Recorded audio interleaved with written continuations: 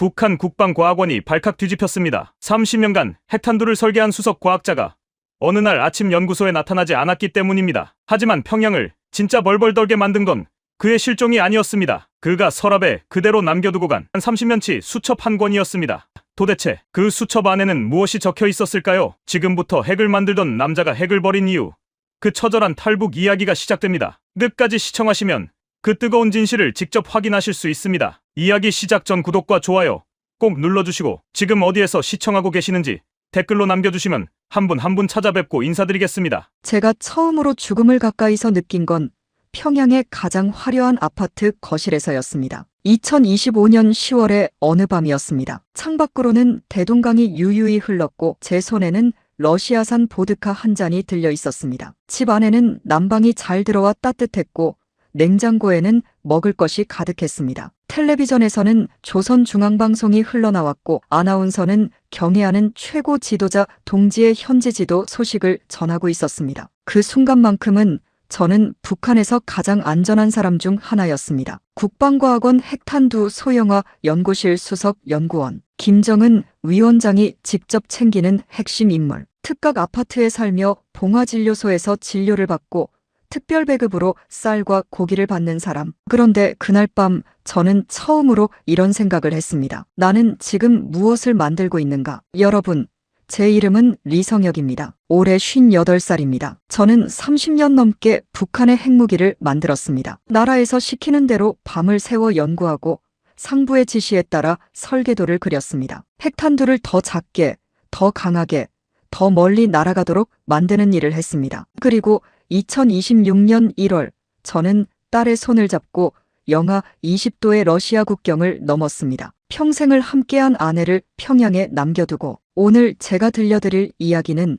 체제의 가장 깊은 곳에서 30년을 살았던 한 남자의 이야기입니다. 핵을 만들면서도 그 핵이 무엇인지 제대로 생각해 본 적 없었던 어리석고 비겁했던 한 과학자의 이야기입니다. 부끄럽지만 이 이야기를 해야 할 것 같았습니다. 제가 본 것들을, 제가 알게 된 것들을 세상에 알려야 할 것 같았습니다. 저는 평양시 모란봉구역에서 태어났습니다. 아버지는 노동당 중앙위원회 소속 관료였고 어머니는 평양 제1중학교 교원이었습니다. 지금 생각하면 저는 태어날 때부터 다른 출발선에 서 있었던 셈입니다. 북한에서 출신 성분이라는 게 얼마나 중요한지 어르신들도 어느 정도는 들어 아실 겁니다. 부모가 누구냐에 따라 아이의 인생이 태어나기도 전에 결정되는 나라. 저는 그 나라에서 좋은 성분으로 태어났습니다. 그게 저의 첫 번째 행운이었고 어쩌면 첫 번째 불행이기도 했습니다. 어린 시절 우리 집은 평양 시내에서도 손꼽히는 아파트에 살았습니다. 방 3칸에 온돌이 잘 들어왔고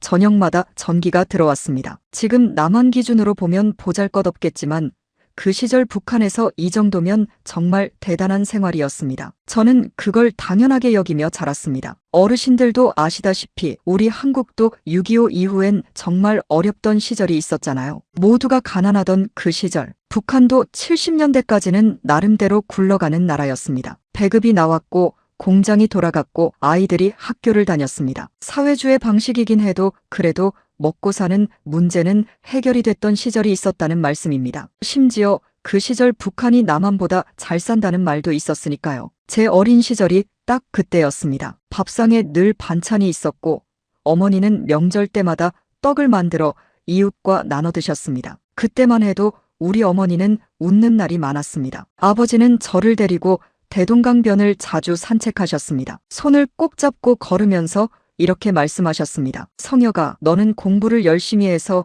나라에 도움이 되는 사람이 되어야 한다. 우리 공화국을 더 강하게 만드는 사람이 되어라. 그 말씀이 저는 너무 좋았습니다. 아버지의 손은 크고 따뜻했고 강물은 반짝였습니다. 그게 제 유년 시절에서 가장 행복한 기억 중 하나입니다. 저는 어릴 때부터 수학과 물리를 좋아했습니다. 선생님들이 저를 아꼈고 중학교 졸업 후 곧바로 김책공업종합대학에 추천을 받았습니다. 북한에서 김책공대라고 하면 남한의 서울대학교나 카이스트쯤 된다고 보시면 됩니다. 공대 중에서는 최고 명문입니다. 저는 거기서 핵물리학을 전공했습니다. 그때는 그게 얼마나 무거운 길인지 몰랐습니다. 그냥 나라에서 시키는 대로 시대가 부르는 대로 걸어갔을 뿐입니다. 대학 시절 저는 정말 열심히 공부했습니다. 밤을 새워 문제를 풀고 도서관이 닫힐 때까지 책을 읽었습니다. 그때는 공부 자체가 좋았습니다. 어떤 복잡한 물리 공식이 딱 맞아떨어지는 그 순간의 쾌감을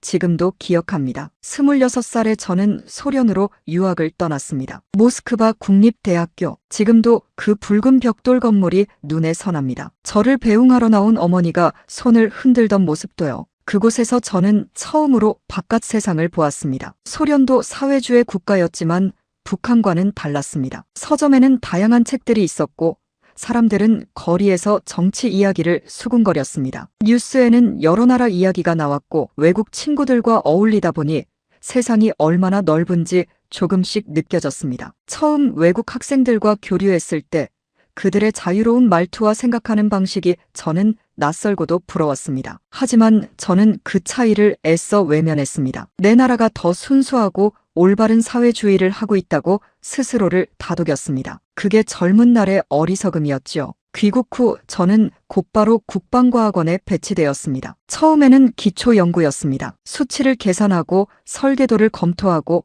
보고서를 작성하는 일이었습니다. 그러다 조금씩 핵심 부서로 올라갔습니다. 저를 이끌어준 선배 과학자가 한 분 계셨는데 그분이 늘 이렇게 말씀하셨습니다. 성혁아, 우리가 하는 일이 나라를 지키는 일이야. 우리 덕분에 미국이 함부로 못하는 거라고 자랑스럽게 생각해. 저는 그 말을 믿었습니다. 아니, 믿고 싶었습니다. 믿어야만 제가 하는 일이 의미 있어지니까요. 국방과학원 핵탄두 소형화 연구실 수석 연구원이 된 건 제가 45살 때였습니다. 그 즈음부터 제 생활은 완전히 달라졌습니다. 평양 창광거리의 특각 아파트, 방이 4칸이었고 거실 창문에서 대동강이 내려다 보였습니다. 이웃에는 저처럼 고위 간부나 고문과학자들이 살았습니다. 아내 순옥이는 그 아파트에 처음 들어오던 날 눈물을 글썽였습니다. 기쁨의 눈물인지 두려움의 눈물인지 저는 그때 묻지 않았습니다. 지금도 그 표정이 무얼 의미했는지 가끔 생각합니다. 배급은 따로 나왔습니다. 일반 주민들이 배급소 앞에 새벽부터 줄을 서서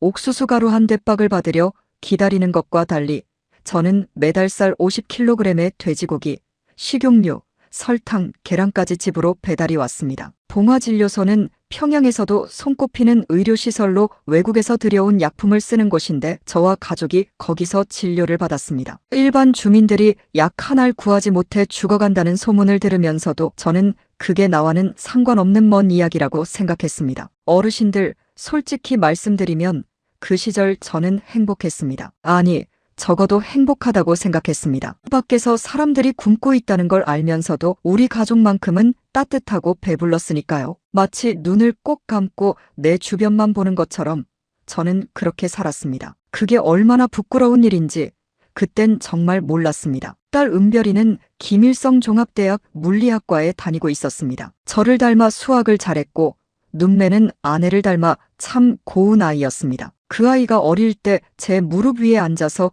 이렇게 물었습니다. 아버지, 우리나라가 왜 세상에서 제일 좋은 나라예요? 저는 서슴없이 대답했습니다. 세상에서 인민을 가장 사랑하는 나라이기 때문이지. 지금 생각하면 낯이 뜨겁습니다. 그 말을 철석같이 믿으면서 아이를 키웠으니까요. 그 아이도 처음에는 그 말을 믿었습니다. 하지만 나중에 은별이가 먼저 진실을 알게 됩니다. 그 이야기는 조금 뒤에 하겠습니다. 균열은 아주 작은 것에서 시작되었습니다. 2024년 봄이었습니다. 연구소에 새로 배치된 젊은 연구원이 있었는데 함경도 출신으로 고생을 많이 한 티가 역력한 청년이었습니다. 손마디가 굵고 눈빛이 조용한 청년이었는데 어느 날 업무가 끝나고 복도에서 저와 단둘이 마주쳤을 때 이렇게 조심스럽게 물었습니다. 박사님, 저희 연구소 예산이 올해 또 크게 늘었다고 하던데요. 그 돈이 어디서 나오는 건지 혹시 아십니까? 저는 그냥 웃고 넘겼습니다. 위험한 질문이라고 생각했기 때문입니다. 그런데 그날 밤 그 말이 머릿속에서 떠나질 않았습니다. 예산, 우리 연구소 예산, 핵탄두 하나를 소형화하는 데 들어가는 비용. 그 돈이면 굶주리는 주민 몇만 명이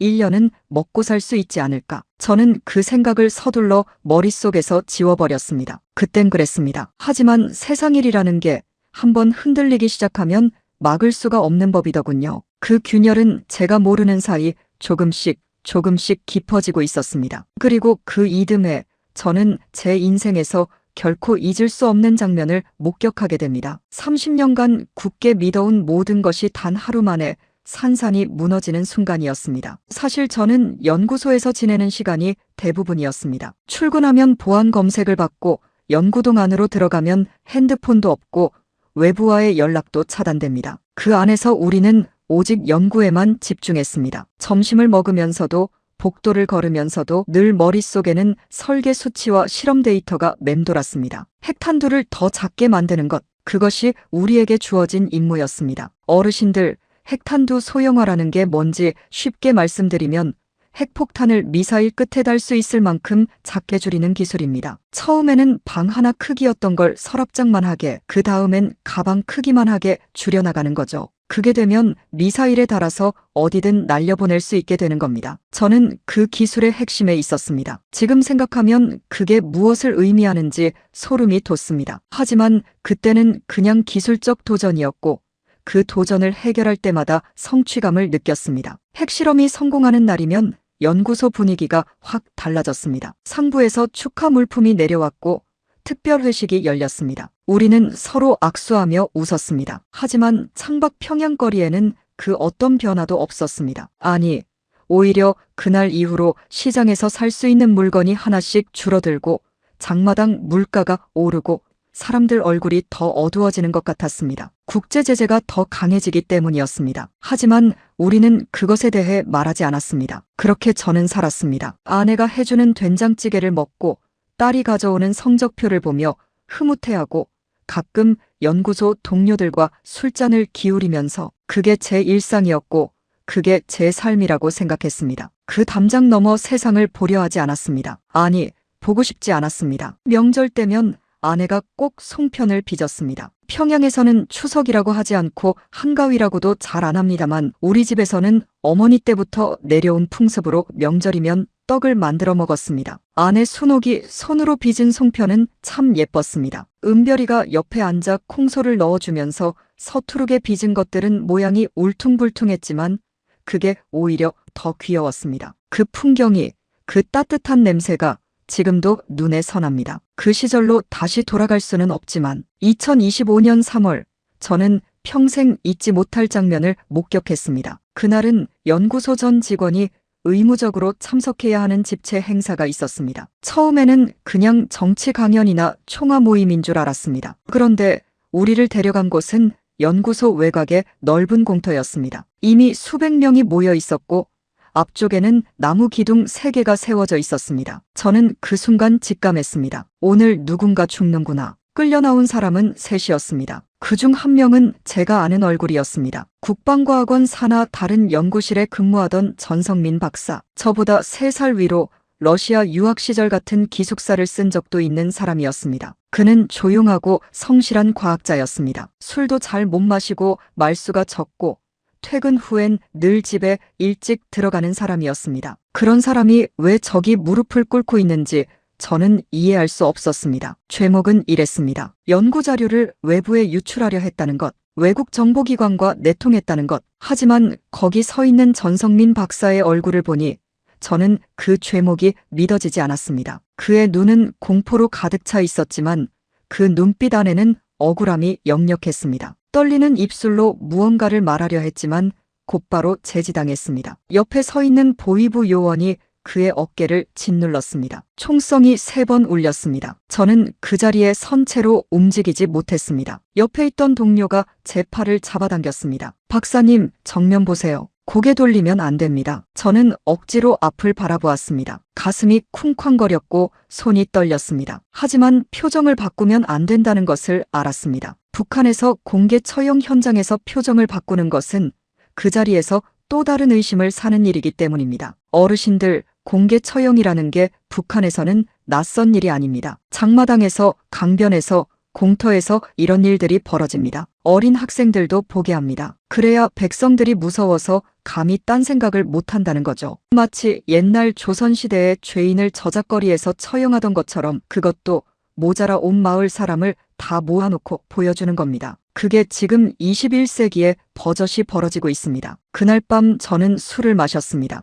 혼자서. 아내가 걱정스러운 얼굴로 옆에 앉았지만 저는 아무 말도 하지 않았습니다. 할 수가 없었습니다. 집안에서도 무슨 말을 했는지 다 보고된다는 것을 알았으니까요. 북한에서는 집안에도 귀가 있습니다. 이웃이 이웃을 감시하고 직장에서 동료가 동료를 감시합니다. 동네 인민반장이 모든 것을 다 들여다보는 세상이니까요. 어르신들이 옛날 일제시대 때 감시받던 이야기를 하시는 것처럼 그것보다 더한 세상이 지금 북한에 있습니다. 저는 그날 밤 전성민 박사를 생각했습니다. 그의 가족이 어떻게 됐을지. 아내가 있었고 초등학생 아들이 있었습니다. 북한에서 처형당한 사람의 가족은 대개 연좌제로 처벌을 받습니다. 직장을 잃고 살던 아파트에서 쫓겨나고 지방 탄광이나 오지로 추방당하기도 합니다. 그 어린아이가 아버지도 잃고 그 모든 것을 감당해야 한다는 생각을 하니 가슴이 저몄습니다. 그런데 저는 왜 전성민 박사가 처형됐는지 나중에 풍문으로 들을 수 있었습니다. 그는 러시아 기술 문서를 열람하는 과정에서 외부 세계의 정보를 접했고 북한 주민들의 생활 실태를 정리한 문건을 작성했다는 것입니다. 외부에 넘기려 했던 게 아니라 그냥 자신의 생각을 글로 정리했을 뿐이라고 했습니다. 그것이 발각됐고 그것이 그의 죽음이 됐습니다. 그 이야기를 들은 순간 저는 오한이 왔습니다. 왜냐하면 저도 비슷한 생각을 한 적이 있었기 때문입니다. 러시아 유학 시절 외국 자료를 보면서 바깥 세상과 북한의 차이를 느꼈을 때 연구소에서 예산 규모를 볼 때마다 그 돈이면 굶는 사람들을 도울 수 있지 않을까 생각했을 때 그런 생각을 했다는 것만으로 처형당할 수 있었다는 것을 저는 그제야 깨달았습니다. 며칠 뒤 저는 연구소 구내식당에서 밥을 먹다가 문득 창밖을 바라봤습니다. 담장 너머로 멀리 평양 시내가 보였습니다. 회색 건물들, 먼지 낀 거리, 지나가는 사람들, 그들이 지금 무엇을 먹고 있을지 생각했습니다. 우리 연구소 식당에는 쌀밥과 고기 반찬이 나왔습니다. 하지만 저 담장 너머 사람들은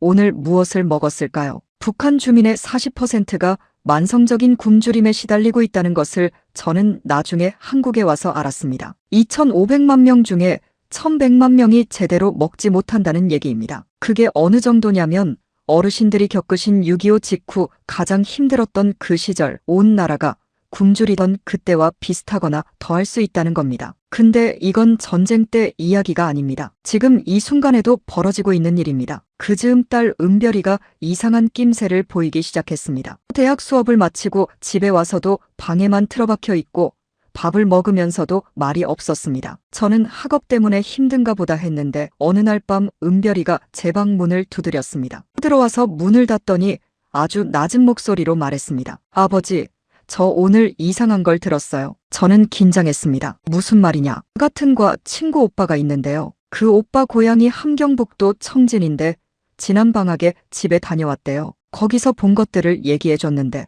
은별이는 말을 잇지 못하고 입술을 깨물었습니다. 그러더니 다시 말했습니다. 아버지, 거기는 정말 아무것도 없대요. 사람들이 길에서 그냥 쓰러져 있기도 한대요. 굶어서요. 저는 할 말을 잃었습니다. 알고는 있었습니다. 어렴풋이. 하지만 딸의 입을 통해 그 말을 듣는 순간 가슴에 납덩이 같은 것이 떨어지는 느낌이었습니다. 은별아, 저는 낮게 말했습니다. 그런 이야기는 함부로 하는 게 아니다. 알겠냐? 딸은 고개를 끄덕이고 방을 나갔습니다. 하지만 저는 그날 밤 잠을 이루지 못했습니다. 천장을 보며 생각했습니다. 전성민 박사가 처형된 것, 딸이 들어온 청진 이야기, 연구소 예산, 핵탄두, 굶주리는 사람들, 이 모든 것이 하나의 선으로 이어지는 것 같았습니다. 우리가 밤새워 만드는 핵무기 하나의 비용이면 저 함경도 사람들이 1년은 먹고 살 수 있지 않을까. 저는 그 생각을 다시 또 지우려 했습니다. 하지만 이번에는 쉽게 지워지지 않았습니다. 처음으로 제 손이 만들고 있는 것이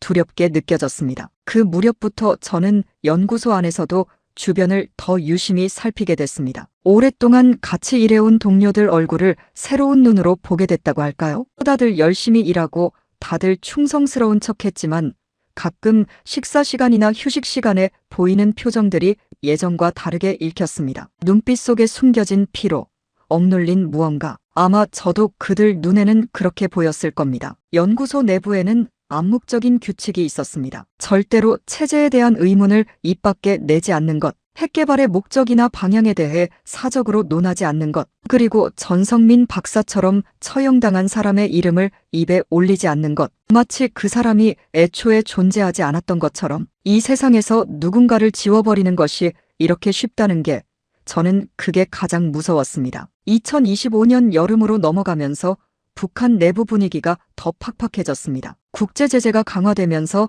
물자 부족이 심해졌고 장마당 물가가 치솟았습니다. 저는 특별 배급을 받는 사람이라 직접적인 영향은 없었지만 도시 곳곳에서 느껴지는 변화는 감출 수 없었습니다. 전보다 바싹 마른 사람들이 늘었고 출근길에 보이는 아이들이 안색이 좋지 않았습니다. 시장에서 파는 물건 종류가 줄었고 담배 한 갑 가격이 불과 몇 달 사이에 2배로 올랐다는 소문도 들렸습니다. 어르신들, 우리가 어렵던 시절 쌀 한 줌 얻으러 면리기를 걷던 그 시절을 기억하시는 분들이 계실 겁니다. 북한은 지금 그 시절보다 더 나쁜 상황에 있는 것이 수두룩합니다. 그런데 그 모든 어려움의 뿌리가 핵 개발에 있다는 것을, 그 핵을 제가 만들고 있었다는 것을 저는 그 여름에 처음으로 정면으로 마주했습니다. 그때 연구소에 지시가 내려왔습니다. 핵탄두 소형화 완성 목표 시한을 앞당기라는 것이었습니다. 상부의 압박이 거셌습니다. 연구원들은 잠을 줄여가며 매달렸습니다. 저도 매일 밤 늦게까지 남아 수치를 검토하고 설계를 수정했습니다. 그런데 이상하게 그때부터 일이 손에 잡히지 않았습니다. 자판을 두드리다가 멈추고 설계도를 보다가 멍하니 창밖을 바라보는 일이 잦아졌습니다. 내가 이걸 완성하면 어디로 날아가는가? 이것이 터지면 누가 죽는가? 그런 생각이 자꾸만 들었습니다. 30년 동안 한 번도 하지 않았던 생각이었습니다. 그해 가을 딸 은별이가 대학교 친구들 몇 명과 함께 몰래 외국 영상을 봤다가 신고를 당할 뻔했습니다. 가까스로 모면하기는 했지만 저는 그 이야기를 아내에게 들으며 손이 얼어붙는 것 같았습니다. 만약 그 아이가 잡혔다면 어떻게 됐을까요? 처형은 아니더라도 정치범 수용소로 보내졌을 겁니다. 거기서는 살아 돌아온 사람이 거의 없습니다. 수석 연구원 박사라는 제 직위도 딸을 지키지 못할 수 있다는 것을 저는 그때 처음으로 실감했습니다. 체제의 안에서 아무리 높은 자리에 있어도 그것은 언제든 빼앗길 수 있는 것이었습니다. 전성민 박사가 그걸 증명했으니까요.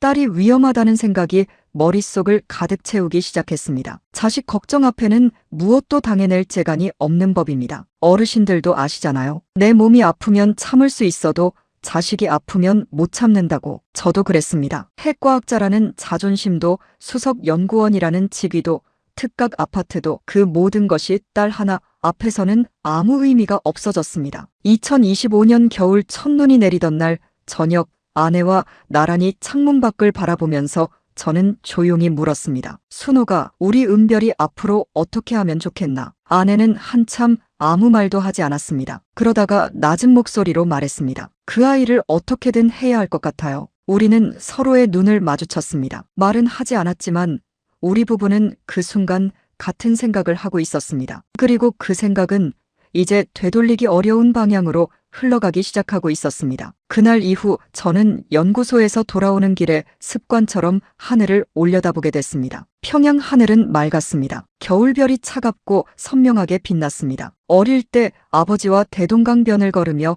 별을 보던 기억이 났습니다. 그때 아버지가 하신 말씀, 나라에 도움이 되는 사람이 되어라. 저는 그 말을 지키려고 30년을 살았습니다. 하지만 지금 내가 하는 일이 정말 나라에 도움이 되는 일인가? 아니면 이 나라를 병들게 하는 일인가? 그 물음이 겨울별처럼 차갑게 제 가슴을 찌르기 시작했습니다. 2025년 겨울이 깊어가면서 저는 점점 두 개의 삶을 동시에 살고 있다는 느낌을 받았습니다. 낮에는 여전히 국방과학원 수석 연구원이었습니다. 보안 검색을 통과하고 연구동 안으로 들어가서 설계 수치를 검토하고 보고서를 올렸습니다. 동료들과 식사를 하고 상부에 충성 맹세를 하고 김정은 위원장의 핵무력 강화 방침이 얼마나 위대한지에 대한 강연을 들었습니다. 겉으로 보기엔 아무것도 달라진 게 없었습니다. 하지만 밤이 되면 달랐습니다. 아내와 딸이 잠든 뒤 저는 혼자 서재에 앉아 생각에 잠겼습니다. 전성민 박사가 처형된 것,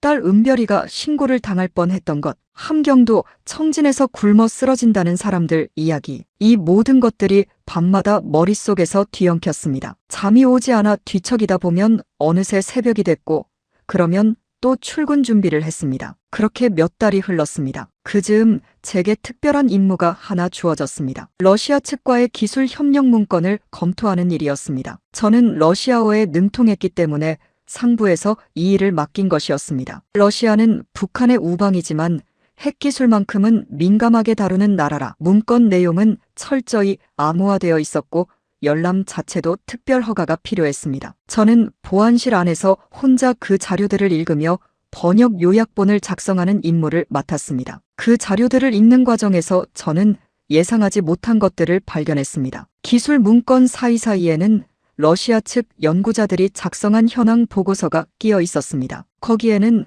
러시아와 여러 나라의 경제 수치, 국제기구 통계, 세계 각국의 민간 생활 수준 비교 자료 같은 것들이 포함되어 있었습니다. 핵기술과 직접 관련된 내용이 아니라서 보안 처리가 상대적으로 느슨했던 것 같습니다. 저는 임무에 충실하면서도 그 수치들을 눈으로 훑었습니다. 북한 국내 총생산이 한국의 500분의 1 수준이라는 통계가 있었습니다. 처음에는 잘못 읽은 줄 알았습니다. 다시 봤습니다. 500분의 1. 쉽게 말씀드리면 한국에서 1년 동안 온 나라가 벌어들이는 돈을 북한이 벌려면 500년이 걸린다는 얘기입니다. 어르신들이 잘 아시는 삼성이나 현대 같은 큰 회사 하나에 한해 매출이 북한 전체 경제 규모보다 크다는 내용도 있었습니다. 2,500만 명이 1년 내내 일한 결과가 그렇다는 것이었습니다. 저는 그 수치를 보면서 손이 굳어버렸습니다. 연구소 식당에서 매일 쌀밥을 먹으면서 특별 배급으로 고기를 받으면서 저는 그래도 우리나라가 어느 정도는 굴러가고 있다고 막연히 생각했습니다. 하지만 그 수치는 달랐습니다. 숫자는 거짓말을 하지 않습니다. 30년 넘게 핵연구를 해온 과학자의 눈에 그 수치는 너무도 선명하게 읽혔습니다. 우리나라는 지금 핵무기에 모든 것을 쏟아붓느라 나머지 모든 것이 무너지고 있었습니다. 자료 더 깊이 들어가니 국제기구에서 발표한 북한 주민 영양상태 보고서도 있었습니다. 5살 미만 어린이의 상당수가 만성 영양 결핍 상태라는 내용이었습니다. 키가 자라지 않고 면역력이 떨어지고 인지 발달이 또래 아이들에 비해 뒤처진다는 것이었습니다. 저는 그 문장을 읽으면서 딸 은별이 어릴 때 생각을 했습니다. 그 아이가 밥을 잘 먹고 잘 자라던 것이 특별 배급 덕분이었다면 그 배급이 없는 집 아이들은 어떻게 자랐을까요? 저는 그날 자료 검토를 마치고 보안실을 나서면서 몸이 흔들리는 것을 느꼈습니다. 복도를 걸으면서 벽에 손을 짚었습니다. 지나가던 동료가 괜찮냐고 물었고 저는 어지럽다고 했습니다. 그게 거짓말은 아니었습니다. 실제로 어지러웠으니까요. 머릿속이 뱅뱅 돌았습니다. 그날 저녁 딸 은별이가 먼저 말을 걸었습니다. 은별이는 대학에서 물리학을 공부하는 학생이었지만 그 무렵부터 수업보다 다른 것에 더 깊이 빠져 있었습니다. 대학 내 비밀 독서 모임 같은 것이 있다는 걸 저는 나중에 알았습니다. 겉으로는 혁명 문학이나 지도자, 어록을 읽는 척하지만 실제로는 중국을 통해 들어온 외부 자료나 한국 드라마 대사를 옮겨 적은 메모지 같은 것들을 돌려가며 읽는 모임이었습니다. 은별이가 거기서 무엇을 봤는지 저는 다 알지 못합니다. 하지만 그 아이의 눈빛이 달라졌다는 건 느꼈습니다. 은별이가 그날 저녁 제 곁에 앉아서 이렇게 물었습니다.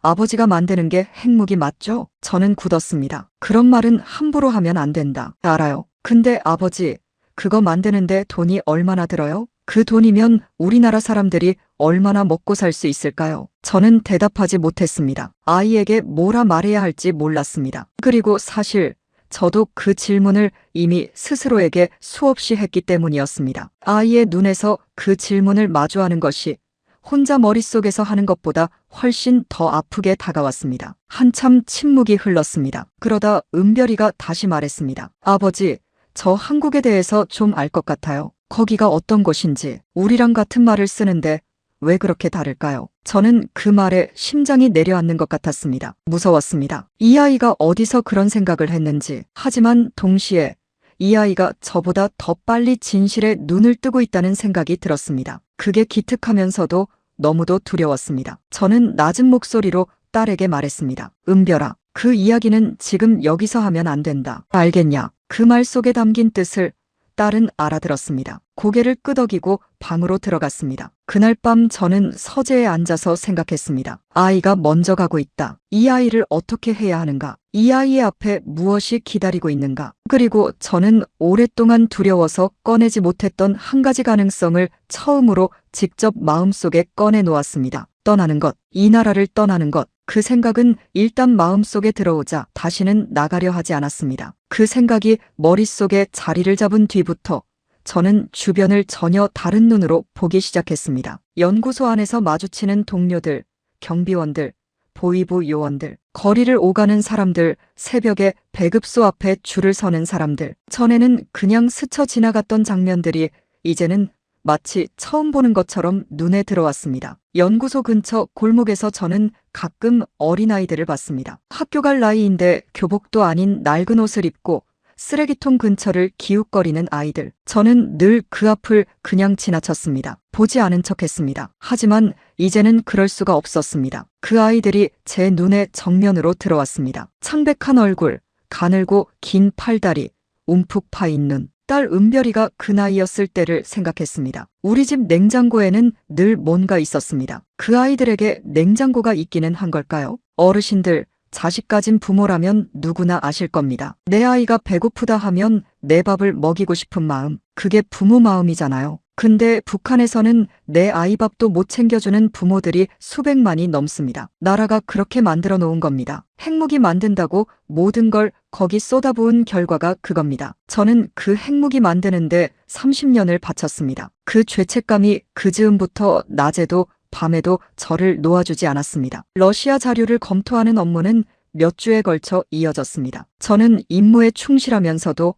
자료 속 수치들을 하나하나 기억에 새겼습니다. 북한의 연간 국방비가 국내 총생산의 몇십 %에 달한다는 것. 그 비율은 세계 어느 나라와 비교해도 압도적으로 높다는 것. 핵 개발에만 투입된 비용이 수십억 달러에 달한다는 추정치. 그 숫자를 쌀 가격으로 환산하면 북한 전체 인구가 몇 년을 먹고도 남는다는 계산이 나왔습니다. 저는 연필로 종이에 그 계산을 해보다가 멈췄습니다. 이 계산 자체가 위험한 생각이었습니다. 자료 검토가 끝나가던 어느 날 보안실에 혼자 남아 마지막 문건을 정리하다가 저는 러시아 연구자가 첨부한 짧은 개인 메모를 발견했습니다. 정식 보고서가 아닌 누군가가 여백에 손으로 써넣은 메모였습니다. 러시아어로 이렇게 적혀 있었습니다. 이 나라 과학자들이 불쌍하다. 능력이 없어서가 아니라 능력이 있어서 이 일을 해야 하는 사람들이니까. 저는 그 메모를 3번 읽었습니다. 그리고 천천히 그 종이를 덮었습니다. 가슴 어딘가가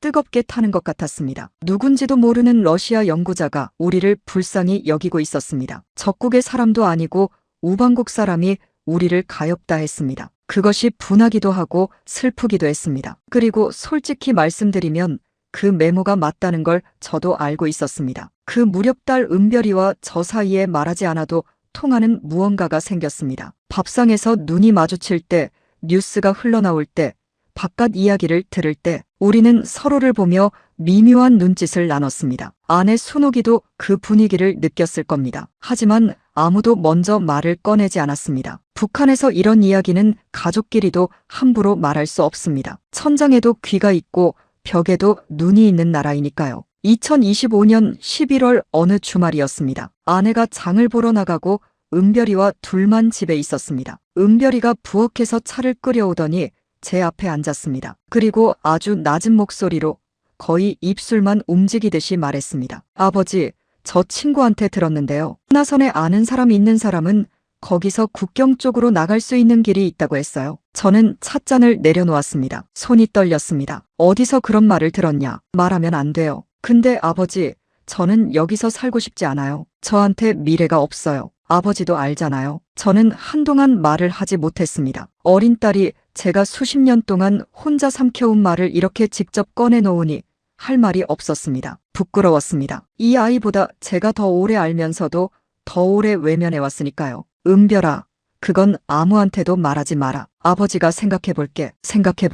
그 말은 사실 이미 결심하고 있다는 뜻이었습니다. 다만 아직 방법을 모르는 것이었습니다. 그리고 제 안에 아직 끊어내지 못한 것들이 있었습니다. 아내, 이 땅에 묻힌 부모님, 30년의 세월. 하지만 딸의 눈을 보면서 저는 더 이상 미룰 수 없다는 것을 알았습니다. 시간이 없었습니다. 그날 밤 저는 서재에 홀로 앉아서 조용히 러시아 지도를 머릿속에 그렸습니다. 나선, 두만강하구, 러시아 국경, 하산, 블라디보스토크, 유학 시절 다녔던 길들이 떠올랐습니다. 30년 전 제가 혼자 떠났던 그 나라. 이번엔 딸과 함께 그 방향으로 가야 할지도 모른다는 생각이 뚜렷하게 머릿속에 자리를 잡았습니다. 심장이 빠르게 뛰었습니다. 두려움인지 결심인지 구분이 되지 않았습니다. 어쩌면 둘 다였을 겁니다. 창밖 평양의 밤하늘은 어두웠습니다. 전력 부족으로 가로등이 드문드문 켜진 거리. 그 어둠 속 어딘가에 오늘 밤도 굶주리는 사람들이 있었습니다. 그리고 그 어둠 너머 멀리 저도 아직 가보지 못한 자유로운 세상이 있었습니다. 딸이 살아야 할 세상이. 결심이란 것이 어느 날 갑자기 번개처럼 내리치는 게 아니더군요. 물이 바위를 뚫듯 오랜 시간 조금씩 스며들다가 어느 순간 더 이상 막을 수 없는 강이 되어 흘러버리는 것이었습니다. 2025년 12월 초였습니다. 연구소에서 돌아오는 길에 저는 평소와 다른 길로 돌아왔습니다. 특별한 이유는 없었습니다. 그냥 걷고 싶었습니다. 그런데 골목 어귀에서 저는 발을 멈췄습니다. 담벼락 아래 웅크린 사람이 있었습니다. 남자인지 여자인지도 알 수 없을 만큼 얇은 몸이었습니다. 낡은 천 조각을 덮고 있었고 움직이지 않았습니다. 지나가던 사람들이 모두 그 앞을 아무렇지 않게 지나쳤습니다. 저도 지나치려다 멈췄습니다. 가까이 다가갔습니다. 노인이었습니다. 눈을 감고 있었고 얼굴은 흑빛이었습니다. 숨은 붙어 있었지만 의식이 없는 것 같았습니다. 굶주림인지 추위인지 아니면 둘 다인지 알 수 없었습니다. 저는 그 자리에 쪼그려 앉아 노인의 손을 잡았습니다. 얼음장 같았습니다. 어르신들, 이 나라에서 이런 장면은 낯선 게 아닙니다. 하지만 그날 저는 처음으로 그 손을 잡았습니다. 그리고 그 순간 이 나라를 떠나야 한다는 것이 머릿속 생각이 아니라 몸속 깊은 곳에서 올라오는 결심으로 바뀌었습니다. 집으로 돌아와 아내 순옥이를 불렀습니다. 딸 은별이도 함께 앉혔습니다. 텔레비전을 켜두고 라디오도 틀었습니다. 혹시라도 밖에서 소리가 새어나가지 않도록 세 식구가 무릎을 맞대고 앉아서 저는 아주 낮은 목소리로 말했습니다. 떠나야 할 것 같다. 아내는 아무 말도 하지 않았습니다. 예상한 말이었는지 아니면 너무 충격이 컸는지 그냥 두 손을 무릎 위에 가지런히 올려놓고 있었습니다. 은별이는 눈을 크게 뜨더니 곧 고개를 끄덕였습니다. 저보다 오히려 덤덤해 보였습니다. 이 아이는 이미 마음의 준비가 되어 있었던 것 같았습니다. 가장 어려운 이야기가 남아 있었습니다. 순호가 너는 여기 남아야 할 것 같다. 아내의 눈이 흔들렸습니다. 저는 말을 이었습니다. 제가 갑자기 사라지면 바로 추적이 시작됩니다. 수석 연구원이 잠적하면 보위부가 가족을 먼저 잡습니다. 하지만 아내가 남아서 아무것도 모르는 척 버텨준다면 우리가 탈출에 성공할 시간을 조금이라도 걸 수 있습니다. 그리고 우리가 안전하게 정착하면 그 다음에 방법을 찾겠다고 했습니다. 말은 그렇게 했지만 그것이 얼마나 무책임한 약속인지 저도 알았습니다. 아내도 알았을 겁니다. 얼마나 기다려요? 순옥이가 물었습니다. 목소리가 떨리지 않았습니다. 그게 오히려 더 가슴이 아팠습니다. 꼭 데리러 올게. 반드시. 아내는 고개를 끄덕였습니다. 그리고 일어나서 부엌으로 갔습니다. 아무 말도 없이. 잠시 후 부엌에서 그릇 소리가 났습니다. 저는 그 소리를 들으며 눈을 감았습니다. 우리 결혼한 지 25년이었습니다. 처음 만나던 날, 결혼식 날, 은별이가 태어나던 날, 그 모든 기억이 한꺼번에 밀려왔습니다. 어르신들, 25년을 함께 산 사람을 두고 떠난다는 게 어떤 것인지 그 마음을 어떻게 말로 표현할 수 있겠습니까? 그냥 가슴이 찢어진다는 말밖에 없습니다. 준비는 극도로 조심스럽게 진행해야 했습니다. 북한에서 탈출을 준비한다는 것은 발각되면 즉시 처형이거나 정치범 수용 소행입니다. 가족까지 연좌로 처벌받습니다. 그러니 아무것도 기록에 남겨서는 안 됩니다. 어디에도 적으면 안 됩니다. 누구에게도 말해서는 안 됩니다. 모든 것을 머릿속에만 담아야 합니다. 저는 러시아 유학 시절 알게 된 조선족 출신 지인을 떠올렸습니다. 오래전 연락이 끊겼지만 중국 쪽에서 활동한다는 소문을 들은 적이 있었습니다. 그 사람을 통하면 나선에서 러시아 쪽으로 나가는 길을 알 수 있을 것 같았습니다. 연구소에서 러시아 측과 공식적인 기술 협력 업무를 담당한다는 명목으로 가끔 외부 연락을 취하는 것이 허용됐는데 저는 그 채널을 조심스럽게 활용하기로 했습니다. 조금이라도 의심받으면 끝이었습니다. 손에 땀을 쥐는 나날이었습니다. 돈도 필요했습니다. 북한에서 탈출하는 데는 적지 않은 돈이 듭니다. 안내해주는 사람에게 줄 돈, 뇌물, 이동 비용. 저는 그동안 특별 대우를 받으며 모아둔 달러 뭉치가 있었습니다. 연구소에서 포상으로 받거나 러시아 협력 업무 수당으로 받은 것들이었습니다. 그것을 조금씩 꺼내어 숨겨두었습니다. 너무 한꺼번에 움직이면 눈에 띄니까요. 은별이에게는 딱 한 가지만 말했습니다. 대학 졸업 논문 준비를 위해 나선 지역 현장 조사를 간다고 미리 교수에게 양해를 구해두라고. 은별이는 고개를 끄덕이며 알아들었습니다. 그 아이가 얼마나 영리한지 저는 다시 한번 느꼈습니다. 출발 날짜를 2026년 1월 중순으로 정했습니다. 한겨울이었습니다. 사람들이 길에 나다니기 싫어하는 계절, 국경 감시가 날씨 때문에 조금은 느슨해지는 때, 그리고 무엇보다 더 이상 미룰 수 없다는 것을 느꼈기 때문입니다. 출발 일주일 전 저는 혼자 외출을 했습니다. 연구소 핑계를 댔습니다. 실제 목적지는 따로 있었습니다. 평양 외곽의 야산에 있는 부모님 묘소였습니다. 아버지는 제가 40살 때 돌아가셨고 어머니는 6년 전에 돌아가셨습니다. 두 분 묘가 나란히 있었습니다. 묘 앞에 쪼그려 앉아서 저는 한동안 말을 하지 못했습니다. 겨울바람이 불었고 풀들은 다 죽어 누렇게 발해 있었습니다. 저는 두 손으로 묘비를 쓸어내렸습니다. 아버지, 어머니, 불효자가 왔습니다. 성분 좋게 태어나게 해주시고 좋은 학교 보내주시고 믿어주신 덕에 이 자리까지 왔는데 저는 이제 이 땅을 떠납니다. 아마 다시는 이 묘 앞에 서지 못할 것입니다. 용서해 주십시오. 눈물이 났습니다. 소리는 내지 않았습니다. 그냥 흘러내리도록 뒀습니다. 차가운 겨울바람이 뺨 위에 눈물을 금방 말렸습니다. 어르신들, 부모님 산소 앞에서 마지막 인사를 드리는 마음이 어떤 것인지, 다시는 올 수 없는 곳을 떠나는 마음이 어떤 것인지 말로는 다 못합니다. 저는 2번 절을 올리고 일어났습니다. 뒤를 돌아보지 않으려 했습니다. 하지만 야산을 내려오면서 딱 한 번 고개를 돌렸습니다. 두 묘가 나란히 보였습니다. 가슴속에 그 장면을 단단히 새겨두었습니다. 평생 지우지 못할 장면이 될 것 같았으니까요. 집으로 돌아오는 길에 저는 마음을 다잡았습니다. 울 시간이 없습니다. 슬퍼할 여유도 없습니다. 살아야 합니다. 딸을 살려야 합니다. 그것만 생각하기로 했습니다. 발걸음을 다시 앞으로 향했습니다. 이제 며칠 후면 돌이킬 수 없는 길이 시작될 것이었습니다. 출발 사흘 전 밤이었습니다. 저는 서재에 앉아 오랜 시간 망설이다가 낡은 수첩을 꺼냈습니다. 그 수첩에는 러시아 유학 시절부터 적어온 메모들이 있었습니다. 수식도 있고 실험 기록도 있고 가끔 머릿속을 정리하려고 휘갈겨 쓴 생각들도 있었습니다. 30년 세월의 흔적이 담긴 수첩이었습니다. 저는 그 수첩을 천천히 들여다보다가 조용히 덮었습니다. 가져갈 수 없었습니다. 탈출 과정에서 발각되면 그 안의 내용이 증거가 됩니다. 더 중요한 것은 수첩이 없어진 것이 들키면 준비 정황이 보위부에 잡힐 수 있다는 것이었습니다. 저는 수첩을 제자리에 꽂아두었습니다. 30년을 두고 떠나는 것들 중 하나였습니다. 챙길 수 있는 것은 극히 적었습니다. 옷 두어 벌, 숨겨둔 달러 묶음,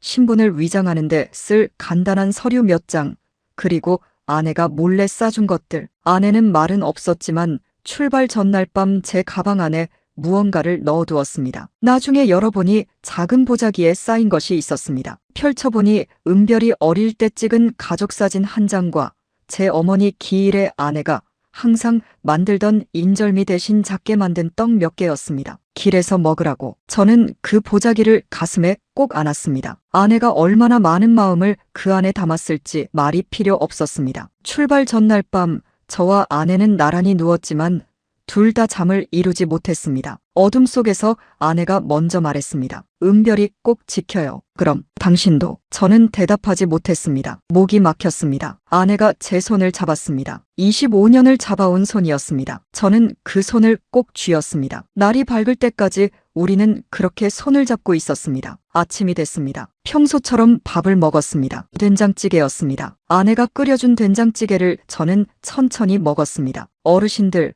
우리 어머니들이 끓여주시던 된장찌개 맛 다들 아시잖아요. 그냥 된장인데 집에서 끓이면 왜 그리 맛이 좋은지. 저는 그 아침 된장찌개 한 그릇을 다 비웠습니다. 이게 마지막일 수 있다는 생각을 하면서, 아내가 끓여주는 밥을 이렇게 먹는 게 마지막일 수 있다는 생각을 하면서 은별이는 아침을 잘 먹지 못했습니다. 긴장해서 그럴 것이었습니다. 저는 아이의 밥그릇을 보면서 아무 말도 하지 않았습니다. 대신 눈이 마주쳤을 때 고개를 한번 끄덕였습니다. 괜찮다, 잘 될 거다, 그 뜻이었습니다. 은별이도 고개를 끄덕였습니다. 현관에서 신발을 신으면서 저는 집안을 한번 둘러봤습니다. 이 집에서 13년을 살았습니다. 은별이가 중학교 때부터 살아온 집이었습니다. 거실 벽에는 가족 사진이 걸려 있었습니다. 은별이가 대학에 합격하던 날 찍은 사진, 셋이서 환하게 웃고 있었습니다. 저는 시선을 돌렸습니다. 오래 보면 못 떠납니다. 아내가 현관까지 나왔습니다. 저는 뒤를 돌아 아내를 봤습니다. 아내는 눈물을 참고 있었습니다. 입술을 꼭 깨물면서 저는 한 발 다가가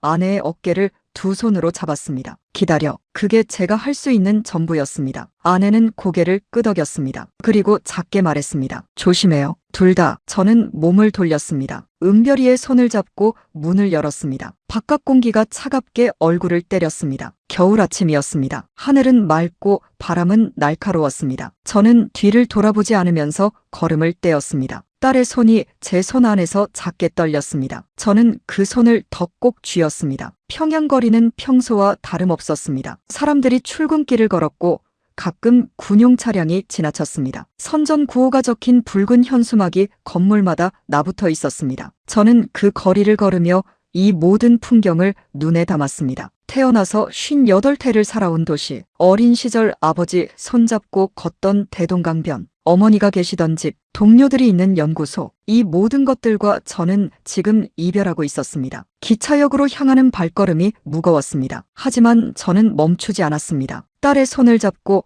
앞만 보고 걸었습니다. 기차 안에서 저는 창밖으로 평양 시내가 멀어지는 것을 바라봤습니다. 회색 건물들, 붉은 현수막들, 어둑한 거리들, 그 도시가 조금씩 작아지다가 이윽고 시야에서 사라졌습니다. 저는 창유리에 이마를 기댔습니다. 차가웠습니다. 은별이는 옆자리에서 눈을 감고 있었습니다. 자는 건지 눈을 감고 버티는 건지 알 수 없었습니다. 기차가 북쪽을 향해 달렸습니다. 나선을 향해, 그리고 그 너머를 향해. 나선까지 가는 기차는 느렸습니다. 평양에서 나선까지는 직선거리로도 꽤 멀고 북한 기차는 워낙 노후한 데다 석탄 연료가 부족해 중간에 몇 시간씩 서는 일이 다반사입니다. 우리가 탄 기차도 그랬습니다. 달리다 멈추고 멈췄다 다시 달리고 완행 중에서도 완행이었습니다. 평양에서 나선까지 꼬박 이틀이 걸렸습니다. 기차 안은 사람들로 가득했습니다. 장사꾼처럼 보이는 아낙네들, 군복을 입은 젊은 군인들,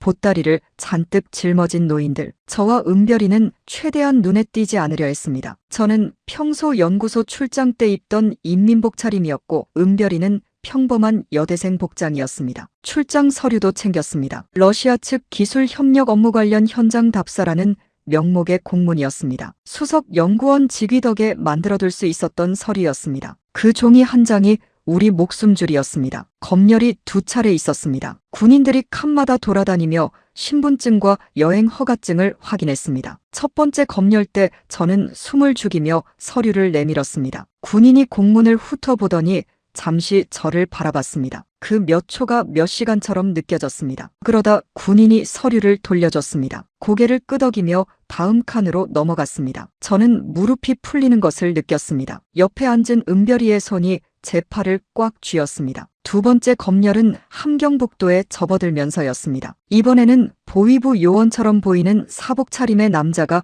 검열을 했습니다. 눈빛이 날카로운 사람이었습니다. 서류를 유난히 꼼꼼하게 받고 저에게 이것저것 물었습니다. 어느 기관 소속이냐, 나선에서 누구를 만나느냐, 돌아오는 날짜는 언제냐. 저는 최대한 침착하게 대답했습니다. 목소리가 떨리지 않으려고 이를 악물었습니다. 은별이는 눈을 내리깔고 아무 말도 하지 않았습니다. 그 남자가 은별이를 보더니 물었습니다. 딸이요? 저는 예, 학교 방학이라 데리고 왔습니다라고 했습니다. 남자는 잠시 우리를 번갈아 보더니 서류를 돌려주고 지나쳤습니다. 저는 그 순간 하늘에 감사했습니다. 어르신들, 저는 그때 마음속으로 부모님께 빌었습니다. 아버지, 어머니, 제발 이 길을 지켜주십시오. 나선에 도착한 것은 2026년 1월 열여들에였습니다. 새벽이었습니다. 기차역을 나서자 칼 같은 바람이 몰아쳤습니다. 함경도 겨울은 평양과 차원이 달랐습니다. 살을 애는 추위였습니다. 은별이가 제 팔에 바싹 붙었습니다. 저는 아이의 어깨를 감쌌습니다. 나선은 북한에서 경제특구로 지정된 곳입니다. 중국과 러시아 접경이라 외부 사람들의 왕래가 상대적으로 잦은 지역입니다. 그래서 통제가 조금 다른 방식으로 작동하는 곳이기도 했습니다. 노골적인 감시보다는 돈으로 눈을 감아주는 일이 더 흔한 곳. 저는 그 점을 이용할 생각이었습니다. 미리 연락을 취해둔 사람이 있었습니다. 중국 국경 무역을 한다는 조선족 남자였는데 러시아 유학 시절 알게 된 지인을 통해 연결이 닿았습니다. 그 남자가 나선 외곽의 허름한 숙소로 우리를 안내했습니다. 좁고 냄새나는 방이었지만 저는 아무 불평도 하지 않았습니다. 그 남자가 앞으로의 경로를 설명했습니다. 나선 외곽에서 두만강 하구 쪽을 거쳐 러시아 국경 지역인 하산으로 넘어가는 길이었습니다. 국경 경비가 비는 시간대가 있고 그쪽을 잘 아는 안내인이 있다고 했습니다. 하지만 비용이 만만치 않았습니다. 저는 숨겨온 달러를 꺼냈습니다. 손이 떨렸습니다. 실행은 사흘 뒤로 정해졌습니다. 그 사흘 동안 저는 숙소를 거의 나가지 않았습니다. 은별이와 좁은 방에서 먹고 자고 기다렸습니다. 아내가 싸준 보자기 안에 든 떡을 아껴 먹었습니다. 아내 생각이 자꾸 났습니다. 지금쯤 무얼 하고 있을까? 밥은 먹었을까? 혼자 그 집에서 얼마나 무서울까? 은별이도 말이 없었습니다. 우리는 서로 많은 말을 하지 않았습니다. 해봤자 불안만 커지니까요. 드디어 실행하는 날 밤이 왔습니다. 2월 21일이었고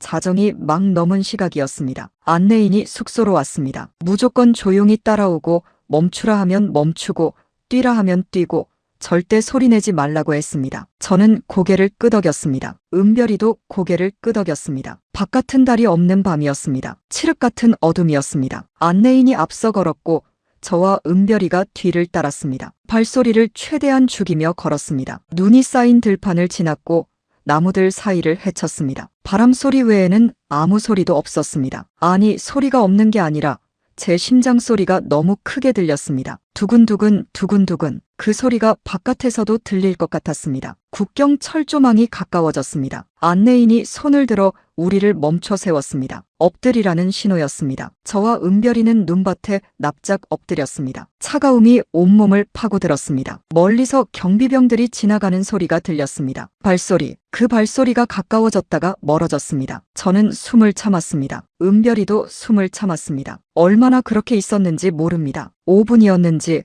20분이었는지 시간 감각이 완전히 사라졌습니다. 발소리가 완전히 사라지자 안내인이 신호를 보냈습니다. 지금이라고. 저는 은별이의 손을 잡고 몸을 일으켰습니다. 무릎이 굳어 있었습니다. 차가움에 발이 제대로 움직이지 않았습니다. 하지만 뛰었습니다. 어르신들, 그 순간 저는 58살이라는 나이를 잊었습니다. 그냥 뛰었습니다. 딸의 손을 놓지 않고 철조망 아래 미리 파놓은 구멍으로 몸을 낮춰 빠져나갔습니다. 철사 끝이 등을 긁었지만 아프지 않았습니다. 느낄 겨를이 없었습니다. 철조망을 넘은 순간 안내인이 낮게 속삭였습니다. 러시아입니다. 저는 그 말을 듣고 그 자리에서 무릎을 꿇었습니다. 무릎이 꺾인 게 아니었습니다. 그냥 주저앉았습니다. 눈밭에 무릎을 꿇고 두 손을 모았습니다. 아버지, 어머니, 왔습니다. 살았습니다. 은별이가 옆에서 제 어깨를 안았습니다. 아이도 울고 있었습니다. 저도 울었습니다. 차가운 눈밭에 눈물이 떨어졌습니다. 하지만 안도할 시간이 없었습니다. 안내인이 재촉했습니다. 아직 멀었다고. 여기서 러시아 국경경비대에 발각되면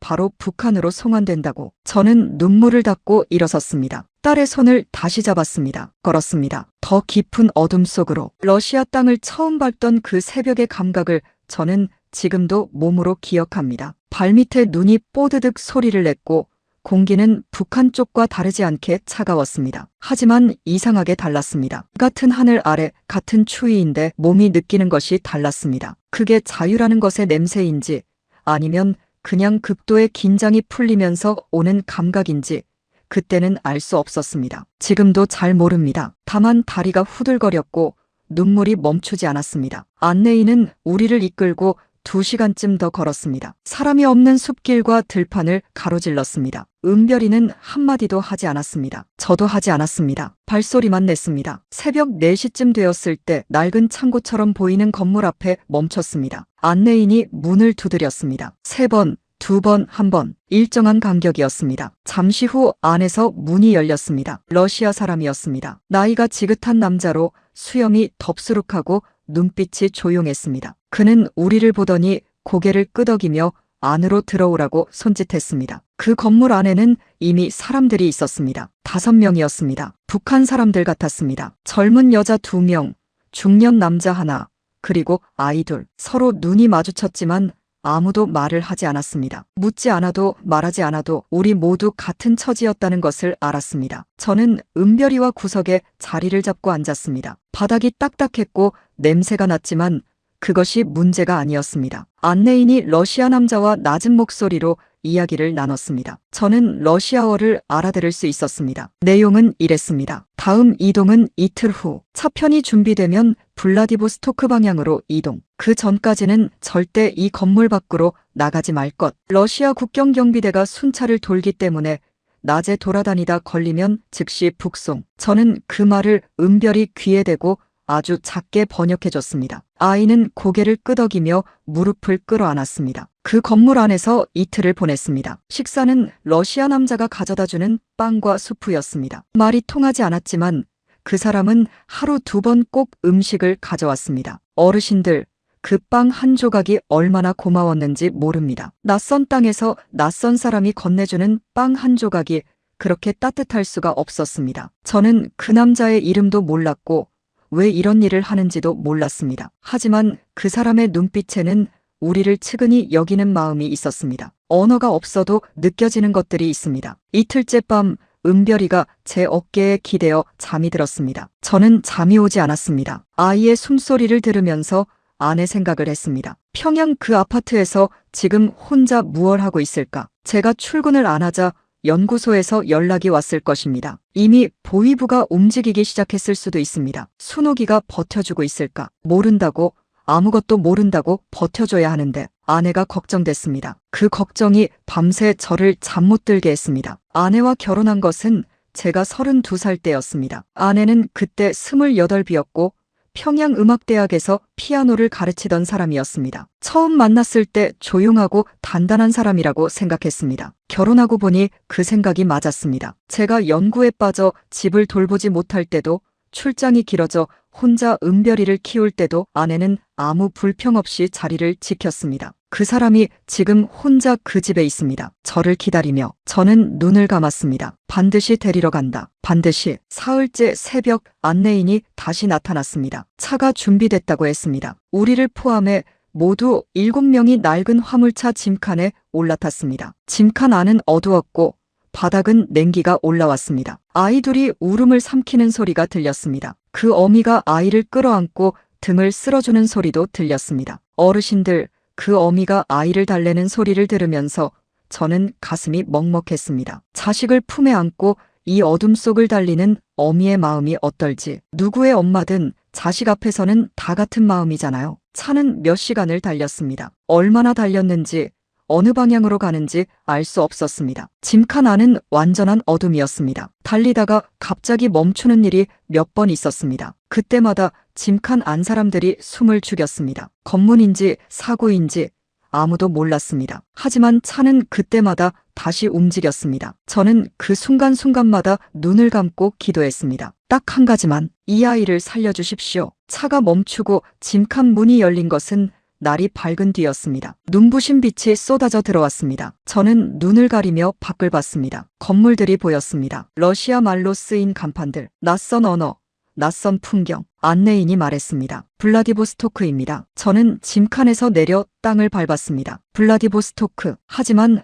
아직 안전하지 않았습니다. 북한 사람이라는 것이 들키면 즉시 북송될 수 있는 곳이었습니다. 저는 은별이를 봤습니다. 아이 얼굴이 창백했지만 눈빛은 살아있었습니다. 저는 아이의 어깨를 꽉 쥐었습니다. 잘했다. 거기까지 왔다. 블라디보스토크는 차갑고 낯선 도시였습니다. 항구 도시라 바다 냄새가 났고 거리에는 러시아 사람들이 바쁘게 오갔습니다. 간판은 모두 러시아 글자였고 들려오는 말소리도 러시아어였습니다. 저는 러시아어를 할 줄 알았지만 은별이는 한마디도 몰랐습니다. 어르신들, 말이 통하지 않는 낯선 나라에 맨몸으로 떨어진다는 게 어떤 것인지 상상이 되십니까? 아무것도 없이, 아무도 없이 그냥 살아있다는 것 하나만 들고 낯선 땅에 서 있는 것. 그게 저와 딸의 처지였습니다. 안내인은 우리를 블라디보스토크 외곽의 조선족 사람이 운영하는 허름한 여관으로 데려갔습니다. 여관이라기보다는 낡은 건물 한 층을 쪼개방을 만들어 놓은 곳이었습니다. 복도에는 곰팡이 냄새가 났고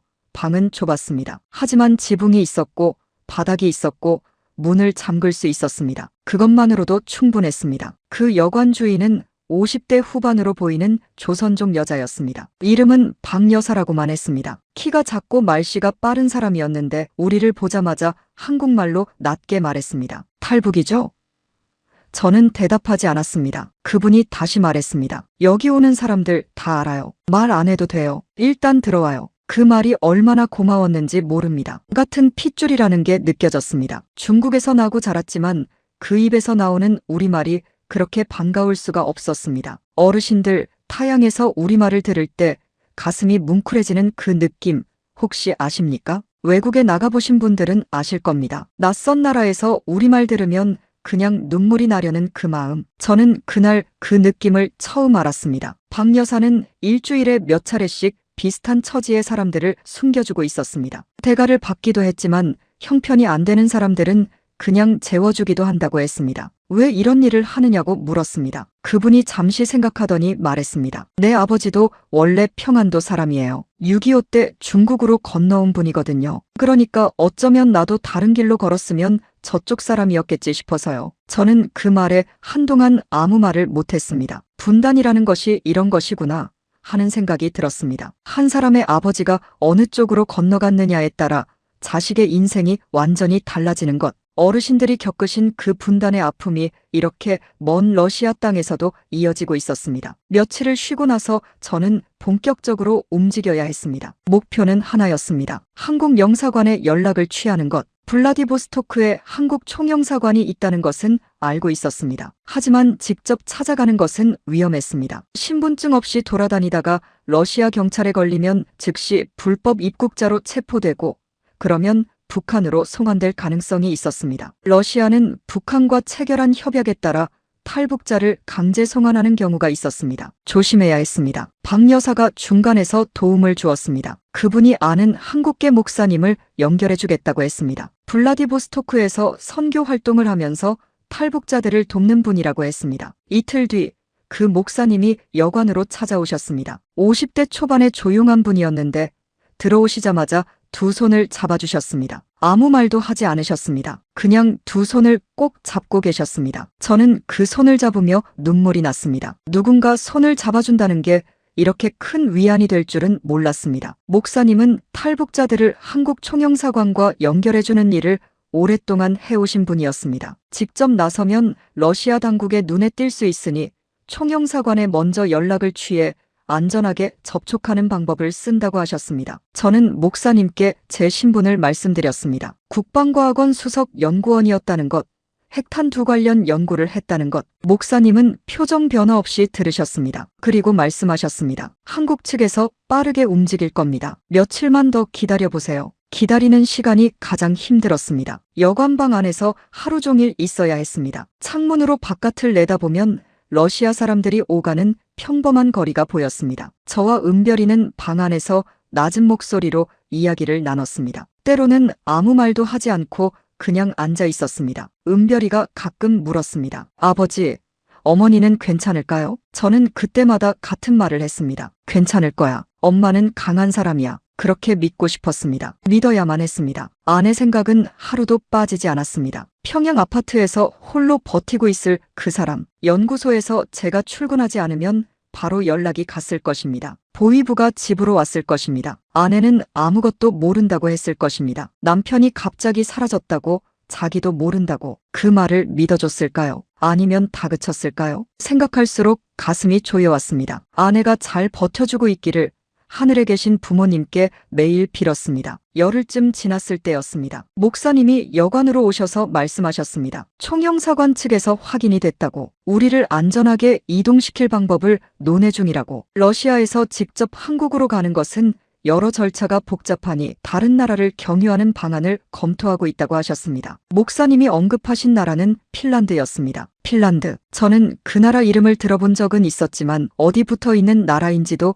그때까지 정확히 몰랐습니다. 러시아 서쪽, 북유럽 쪽이라고 목사님이 설명해 주셨습니다. 거기까지 어떻게 가느냐고 물었습니다. 목사님은 준비가 되면 알려주겠다고 하셨습니다. 그날 밤 저는 은별이와 나란히 누워서 천장을 바라봤습니다. 평양에서 나선으로, 나선에서 러시아로, 러시아에서 이제 핀란드로 이렇게 멀리까지 흘러왔구나. 어르신들, 우리 한반도에서 핀란드까지가 얼마나 먼 거리인지 아십니까? 지구 반바퀴입니다. 저는 그 거리를 생각하며 묘한 감정이 들었습니다. 멀리 갈수록 돌아오기가 어려워진다는 것, 아내가 있는 곳에서 멀어진다는 것, 하지만 동시에 딸이 살 수 있는 곳에 가까워진다는 것, 그 두 가지 마음이 가슴 안에서 팽팽하게 맞서고 있었습니다. 은별이가 작게 말했습니다. 아버지, 무서워요. 저는 아이의 손을 잡았습니다. 아버지도 무서워. 처음으로 솔직하게 말했습니다. 그 말을 하고 나니 오히려 마음이 조금 가벼워졌습니다. 무섭다고 말할 수 있는 사람이 옆에 있다는 것이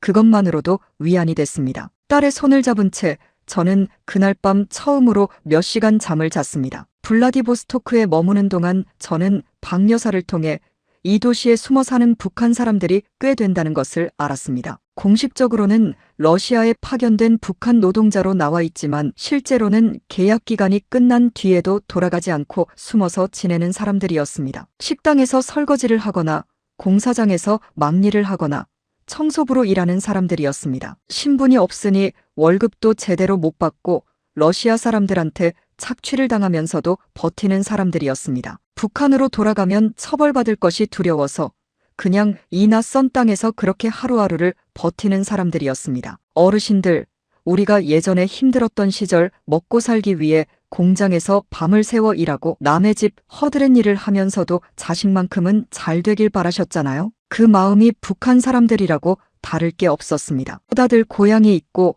부모가 있고 자식이 있는 사람들이었습니다. 다만 태어난 나라가 그들을 이렇게 만들었을 뿐입니다. 박 여사가 어느 날 저녁 방문을 두드리더니 뜨거운 국수 2그릇을 들고 들어왔습니다. 러시아식 국수였지만 국물이 있어서 따뜻했습니다. 은별이가 눈을 반짝이며 먹었습니다. 아이가 맛있게 먹는 것을 보면서 박 여사가 흐뭇하게 웃었습니다. 그리고 말했습니다. 아버지, 딸이 참 의젓하네요. 이런 상황에서 저렇게 의젓한 아이는 처음 봤어요. 저는 은별이를 바라봤습니다. 그 아이가 20년 넘게 제 곁에서 자랐는데 이런 상황에서 이렇게 꿋꿋할 줄은 몰랐습니다. 오히려 제가 그 아이한테 기댈 때가 많았습니다. 아이가 다 컸구나 싶었습니다. 그리고 이 아이를 반드시 안전한 곳으로 데려가야 한다는 다짐이 다시 한번 단단해졌습니다. 목사님은 그 사이에도 계속 우리를 위해 움직여주셨습니다. 한국 총영사관 측과 연락을 주고받으면서 우리의 이동 경로를 조율하셨습니다. 목사님이 어느 날 저를 따로 불러 말씀하셨습니다. 한국 측에서 당신 신분을 확인했습니다. 매우 중요하게 보고 있습니다. 최대한 빨리 안전하게 이동시키겠다고 했어요. 저는 그 말이 어떤 의미인지 알았습니다. 핵탄두 연구를 30년 한 수석 연구원의 이탈은 단순한 탈북이 아니었습니다. 한국 정보기관 입장에서는 엄청난 정보원이 될 수 있는 사람이었습니다. 저는 그게 마음에 걸렸습니다. 제가 알고 있는 것들을 모두 털어놓아야 한다면 그것이 과연 옳은 일인지. 하지만 동시에 제가 30년간 해온 일이 얼마나 많은 사람들을 위험에 빠뜨렸는지를 생각하면 그 정보는 세상에 알리는 것이 제가 할 수 있는 마지막 속죄가 아닐까 싶기도 했습니다. 핀란드로 떠나기 전날 밤 목사님이 우리와 함께 기도를 해주셨습니다. 저는 평생 딱히 종교가 없었습니다. 북한에서 종교는 금지된 것이었고 저는 그냥 과학자로 살아왔습니다. 하지만 그날 목사님이 두 손을 잡고 기도하실 때 저는 눈을 감고 그 말 한마디 한마디를 따라갔습니다. 낯선 땅에서 낯선 하늘을 향해 기도하는 것이 이상하지 않았습니다. 오히려 그 시간이 오랜만에 제 마음이 가장 고요했던 순간이었습니다. 기도가 끝난 뒤 목사님이 말씀하셨습니다. 어떤 어려움이 있어도 사람이 사람을 도울 수 있습니다. 국경도 체제도 그것만큼은 막지 못합니다. 저는 그 말을 오랫동안 마음에 담았습니다. 박 여사가 우리를 거두어 준 것, 목사님이 발 벗고 나서 주신 것, 이름도 모르는 러시아 남자가 빵을 가져다 준 것. 생각해보면 이 길에서 저를 도와준 사람이 한둘이 아니었습니다. 제가 30년 만든 핵무기가 사람들을 위협했다면 이 길에서 만난 사람들은 아무 데가 없이 생명을 살렸습니다. 어느 쪽이 진짜 힘인지 저는 그 블라디보스토크의 밤에 처음으로 알 것 같았습니다. 이튿날 새벽 저와 은별이는 목사님이 준비해 주신 새 서류를 들고 공항으로 향했습니다. 완벽하지는 않았지만 어느 정도의 신분 위장이 된 서류였습니다. 가슴이 콩닥거렸습니다. 공항이라는 곳은 검색이 가장 엄격한 곳이었습니다. 여기서 걸리면 끝이었습니다. 저는 은별이에게 말했습니다. 자연스럽게 그냥 여행 가는 것처럼. 아이가 고개를 끄덕였습니다. 탑승 수속을 마치고 탑승구를 통과하는 순간까지 저는 심장이 목까지 올라오는 것 같았습니다. 하지만 아무도 우리를 세우지 않았습니다. 비행기 좌석에 앉자마자 저는 눈을 감았습니다. 이제 핀란드로 갑니다. 거기서 다시 한국으로. 그 끝에 무엇이 기다리고 있는지 두렵기도 하고 설레기도 했습니다. 비행기가 구름 위로 올라가자 저는 처음으로 창밖을 내려다봤습니다. 블라디보스토크 시내가 아득히 작아졌습니다. 항구가 보였고 바다가 보였고 그 너머 어딘가에 북한 땅이 있었습니다. 아내가 있는 곳, 부모님 묘가 있는 곳, 제 30년 세월이 있는 곳. 저는 그 방향을 오래 바라봤습니다. 구름이 모든 것을 덮어버리자 시선을 거뒀습니다. 은별이는 벌써 눈을 감고 있었습니다. 지쳐서 잠이 든 것인지 눈을 감고 버티는 것인지 저는 아이의 얼굴을 바라봤습니다. 어릴 때 모습이 아직도 남아 있었습니다. 이 아이를 반드시 살려야 한다는 생각이 다시 가슴을 꽉 채웠습니다. 핀란드 헬싱키까지는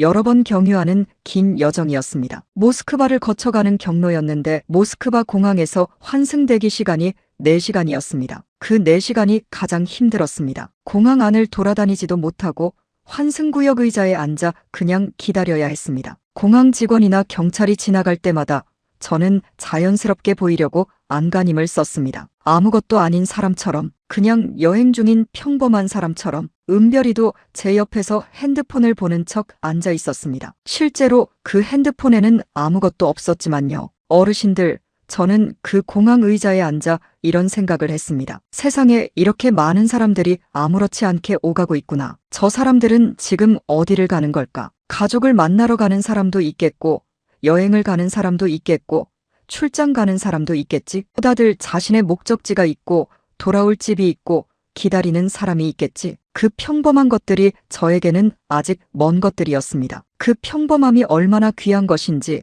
그것을 잃어봐야 알 수 있습니다. 모스크바에서 헬싱키까지는 2시간이 채 되지 않았습니다. 비행기가 핀란드 땅 위로 내려오기 시작할 때 창밖으로 새하얀 설원이 펼쳐졌습니다. 끝없이 이어지는 눈밭과 숲, 드문드문 불빛이 보이는 작은 마을들. 저는 그 풍경을 보면서 묘한 감정이 들었습니다. 저 땅에 내려서면 무슨 일이 벌어질까? 한국 대사관이 우리를 받아줄까? 아니면 또 다른 위험이 기다리고 있을까? 헬싱키 공항은 블라디보스토크 공항과는 비교할 수 없이 깔끔하고 넓었습니다. 안내판이 여러 언어로 되어 있었고 공항 직원들이 밝은 표정으로 일하고 있었습니다. 저는 그 모습을 보면서 또 다른 세상에 온 것 같다는 생각이 들었습니다. 목사님이 미리 알려주신 대로 움직였습니다. 공항 내 특정 장소에서 한국 대사관 측 사람이 우리를 기다리기로 되어 있었습니다. 약속 장소에 가자 중년 남자 한 명이 서 있었습니다. 넥타이를 맨 단정한 차림이었습니다. 저와 눈이 마주치자 그 남자가 다가왔습니다. 한국말로 낮게 말했습니다. 리성혁 박사님이십니까? 그 한국말이 귓속으로 들어오는 순간 저는 다리에 힘이 빠지는 것을 느꼈습니다. 박사님이라고 불러준 사람이 얼마만인지 낯선 땅에서 처음 들은 따뜻한 한국말이었습니다. 저는 고개를 끄덕였습니다. 목이 메어 말이 나오지 않았습니다. 잘 오셨습니다. 고생 많으셨습니다. 그 말 한마디에 저는 결국 눈물이 났습니다. 공항 한가운데서 사람들이 오가는 그 자리에서 어르신들, 부끄럽지만 저는 그날 어른이 돼서 엉엉 울었습니다. 58살 먹은 남자가 공항에서 울었습니다. 은별이도 울었습니다. 그 대사관 직원분이 두 사람 등을 조용히 두드려 주셨습니다. 한국 대사관으로 이동하는 차 안에서 저는 창밖을 바라봤습니다. 핀란드의 겨울거리, 가로등이 켜진 길, 지나가는 사람들, 모든 것이 낯설었지만 어딘가 마음이 조금 가벼워지는 것 같았습니다. 은별이가 제 손을 잡았습니다. 아무 말도 하지 않았습니다. 그냥 손을 잡고 있었습니다. 그것으로 충분했습니다. 대사관에서는 며칠을 보내야 했습니다. 신원 확인과 여러 절차가 필요했습니다. 담당자들이 저에게 이런저런 질문을 했습니다. 연구소에서 했던 일, 핵탄두 관련 기술 수준, 북한 내부 상황. 저는 아는 것을 모두 말했습니다. 말하면서 가슴이 무겁기도 했지만 동시에 짐을 내려놓는 것 같기도 했습니다. 30년 동안 비밀 속에 살아온 사람이 처음으로 모든 것을 털어놓는 시간이었습니다. 그 대사관에서 지내는 동안 저는 처음으로 인터넷을 마음대로 쓸 수 있었습니다. 담당자가 노트북을 빌려줬습니다. 저는 처음에 무엇을 검색해야 할지 몰라서 한참 화면을 바라봤습니다. 그러다가 한국이라고 검색했습니다. 사진들이 쏟아져 나왔습니다. 서울 야경, 한강, 북적이는 거리, 사람들. 저는 그 사진들을 한 장 한 장 오래 들여다봤습니다. 같은 말을 쓰는 사람들이 사는 곳, 저와 은별이가 앞으로 살아가야 할 곳, 그리고 저는 손가락을 멈췄습니다. 아내 이름을 검색하고 싶었습니다. 순옥이가 어떻게 됐는지, 북한 관련 뉴스를 검색했습니다. 연구원 탈북 관련 소식이 있는지. 하지만 아무것도 나오지 않았습니다. 북한에서 일어나는 일은 외부에 잘 알려지지 않습니다. 아내가 무사한지, 아직도 그 집에 있는지, 아니면 어딘가로 끌려갔는지 알 방법이 없었습니다. 저는 노트북을 덮었습니다. 모르는 것이 더 나을 수도 있었습니다. 아니, 알고 싶었습니다. 하지만 알 수 없었습니다. 그 대사관에서의 마지막 밤, 저는 서재에 홀로 앉아 아내에게 편지를 썼습니다. 붙일 수 없는 편지였지만 그냥 썼습니다. 평양 아파트 주소를 적고 이름을 적고 보고 싶다고, 미안하다고, 반드시 데리러 가겠다고. 편지를 다 쓰고 나서 저는 그것을 곱게 접어 가슴 주머니에 넣었습니다. 아내 곁에 닿을 수 없는 편지였지만 이 마음만큼은 어떻게든 전해지기를 빌었습니다. 드디어 한국행 비행기를 탄 것은 핀란드에 도착한 지 닷새 뒤였습니다. 헬싱키에서 인천까지 가는 비행기였습니다. 대사관 직원이 공항까지 동행해 주셨고 탑승 수속을 도와주셨습니다. 비행기가 활주로를 달리기 시작하자 저는 눈을 감았습니다. 이 비행기가 내려앉는 곳이 새로운 시작이 될 것이었습니다. 아무것도 없는 새로운 시작. 두렵습니다. 설렙니다. 아직도 아내가 걱정됩니다. 그리고 솔직히 말씀드리면 이 모든 것이 꿈인 것 같기도 했습니다. 평양 그 아파트 침대에서 눈을 떠보면 그냥 출근 준비를 해야 하는 아침인 것 같기도 했습니다. 하지만 꿈이 아니었습니다. 은별이가 제 옆에 앉아 창밖을 내다보고 있었습니다. 그 아이의 눈빛에 처음 보는 것이 생겨나고 있었습니다. 희망이었습니다. 저는 그것을 보면서 이 길이 틀리지 않았다고 생각했습니다. 어떤 어려움이 앞에 있어도 저 눈빛 하나면 충분하다고. 비행기가 구름 위로 올라갔습니다. 한국을 향해. 핀란드에서 지내는 동안 저는 여러 가지를 처음으로 경험했습니다. 대사관 직원들이 제공해준 방에서 처음으로 혼자 온수 샤워를 했습니다. 마음대로 틀어도 온수가 펑펑 나왔습니다. 북한에서는 온수가 나오는 집이 얼마 없습니다. 특각 아파트에 살던 저도 물 사정이 좋지 않을 때가 많았습니다. 그 뜨거운 물이 등을 타고 흐를 때 저는 이게 뭔가 싶었습니다. 이렇게 단순한 것이 어떤 사람들에게는 당연한 일상이고 어떤 사람들에게는 평생 경험하지 못하는 일이 된다는 것. 식사도 달랐습니다. 대사관에서 제공해준 식사는 북유럽식 빵과 수프, 치즈, 과일 같은 것들이었는데 저는 처음 먹어보는 음식들이 많았습니다. 은별이는 낯선 음식들을 하나씩 조심스럽게 맛보며 눈을 반짝였습니다. 아이가 그렇게 호기심 어린 눈으로 무언가를 보는 것을 저는 오랜만에 봤습니다. 북한에 있을 때 아이의 눈에서 그런 반짝임이 언젠가부터 사라져 있었다는 것을 그제야 깨달았습니다. 이 아이가 이렇게 살아야 한다고 저는 다시 한번 생각했습니다. 대사관에서 신원 확인을 받는 동안 제가 진술한 내용들은 꽤 많았습니다. 담당자들이 교대로 들어와 질문했습니다. 핵탄두 소형화의 현재 수준, 최근 실험 결과, 연구원 규모, 시설 위치, 관련 인물들. 저는 기억하는 것을 모두 말했습니다. 말하면서 손이 떨리는 순간도 있었습니다. 제가 이 정보를 넘기는 것이 북한에 있는 사람들에게 어떤 영향을 미칠지 생각했기 때문입니다. 연구소 동료들이 위험해질 수 있었습니다. 하지만 동시에 제가 알고 있는 그 기술이 결국 어디를 향하고 있는지도 알고 있었습니다. 어떤 선택도 완전히 깨끗할 수는 없었습니다. 저는 최선이라고 생각하는 방향을 택했습니다. 어느 날 저녁 담당자가 저에게 남한 뉴스를 볼 수 있는 채널을 틀어줬습니다. 오랜만에 보는 한국어 방송이었습니다. 뉴스 앵커가 또렷하게 한국말로 뉴스를 읽었습니다. 날씨 얘기, 국회 소식, 경제 뉴스. 저는 그 방송을 보면서 이상하게 마음이 흔들렸습니다. 저와 같은 말을 쓰는 사람들이 저렇게 자유롭게 뉴스를 만들고 보는 세상이 있구나. 북한에서 방송은 오직 하나입니다. 조선중앙방송. 그 방송에서 나오는 것은 지도자, 찬양과 체제 선전뿐입니다. 저는 그것만 보다가 이렇게 다양한 소식이 오가는 세상을 보니 마치 창문이 하나 더 열리는 기분이었습니다. 은별이는 핀란드에서의 시간 동안 처음으로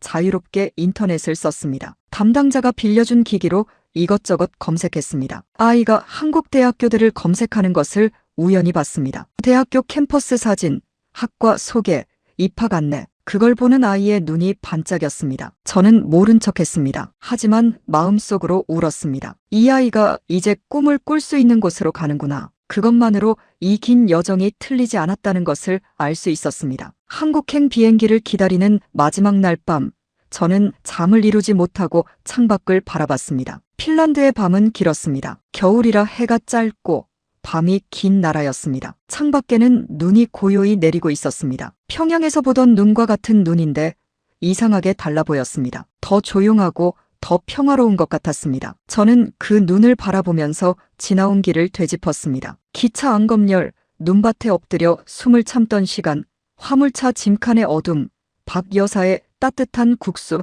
목사님의 기도, 공항에서 처음 들은 한국말. 그 모든 장면들이 한 편의 영화처럼 눈앞을 지나갔습니다. 그리고 저는 아내를 생각했습니다. 순옥이 지금 어디서 무얼 하고 있을까? 밥은 먹고 있을까? 혼자 그 집에서 얼마나 무서울까? 제가 없다는 것을 안 뒤로 얼마나 많이 울었을까? 어르신들, 25년을 함께 살아온 사람과 이별한다는 게 이렇게 오래 가슴에 남는 것인지 몰랐습니다. 매일매일 그 사람 생각이 납니다. 한국에 가면 반드시 방법을 찾겠다고 다짐했습니다. 아내를 데려올 방법을, 통일이 되지 않아도 어떤 방법이든 찾겠다고. 이튿날 아침 대사관 직원이 문을 두드렸습니다. 출발 시간이 됐다고 했습니다. 저는 일어나 세수를 하고 짐을 챙겼습니다. 짐은 여전히 적었습니다. 옷 두어 벌과 가슴 주머니 속 아내에게 쓴 편지. 그게 전부였습니다. 하지만 이상하게 무겁지 않았습니다. 몸이 가벼웠습니다. 은별이가 먼저 방문 앞에 서 있었습니다. 작은 가방을 맨 채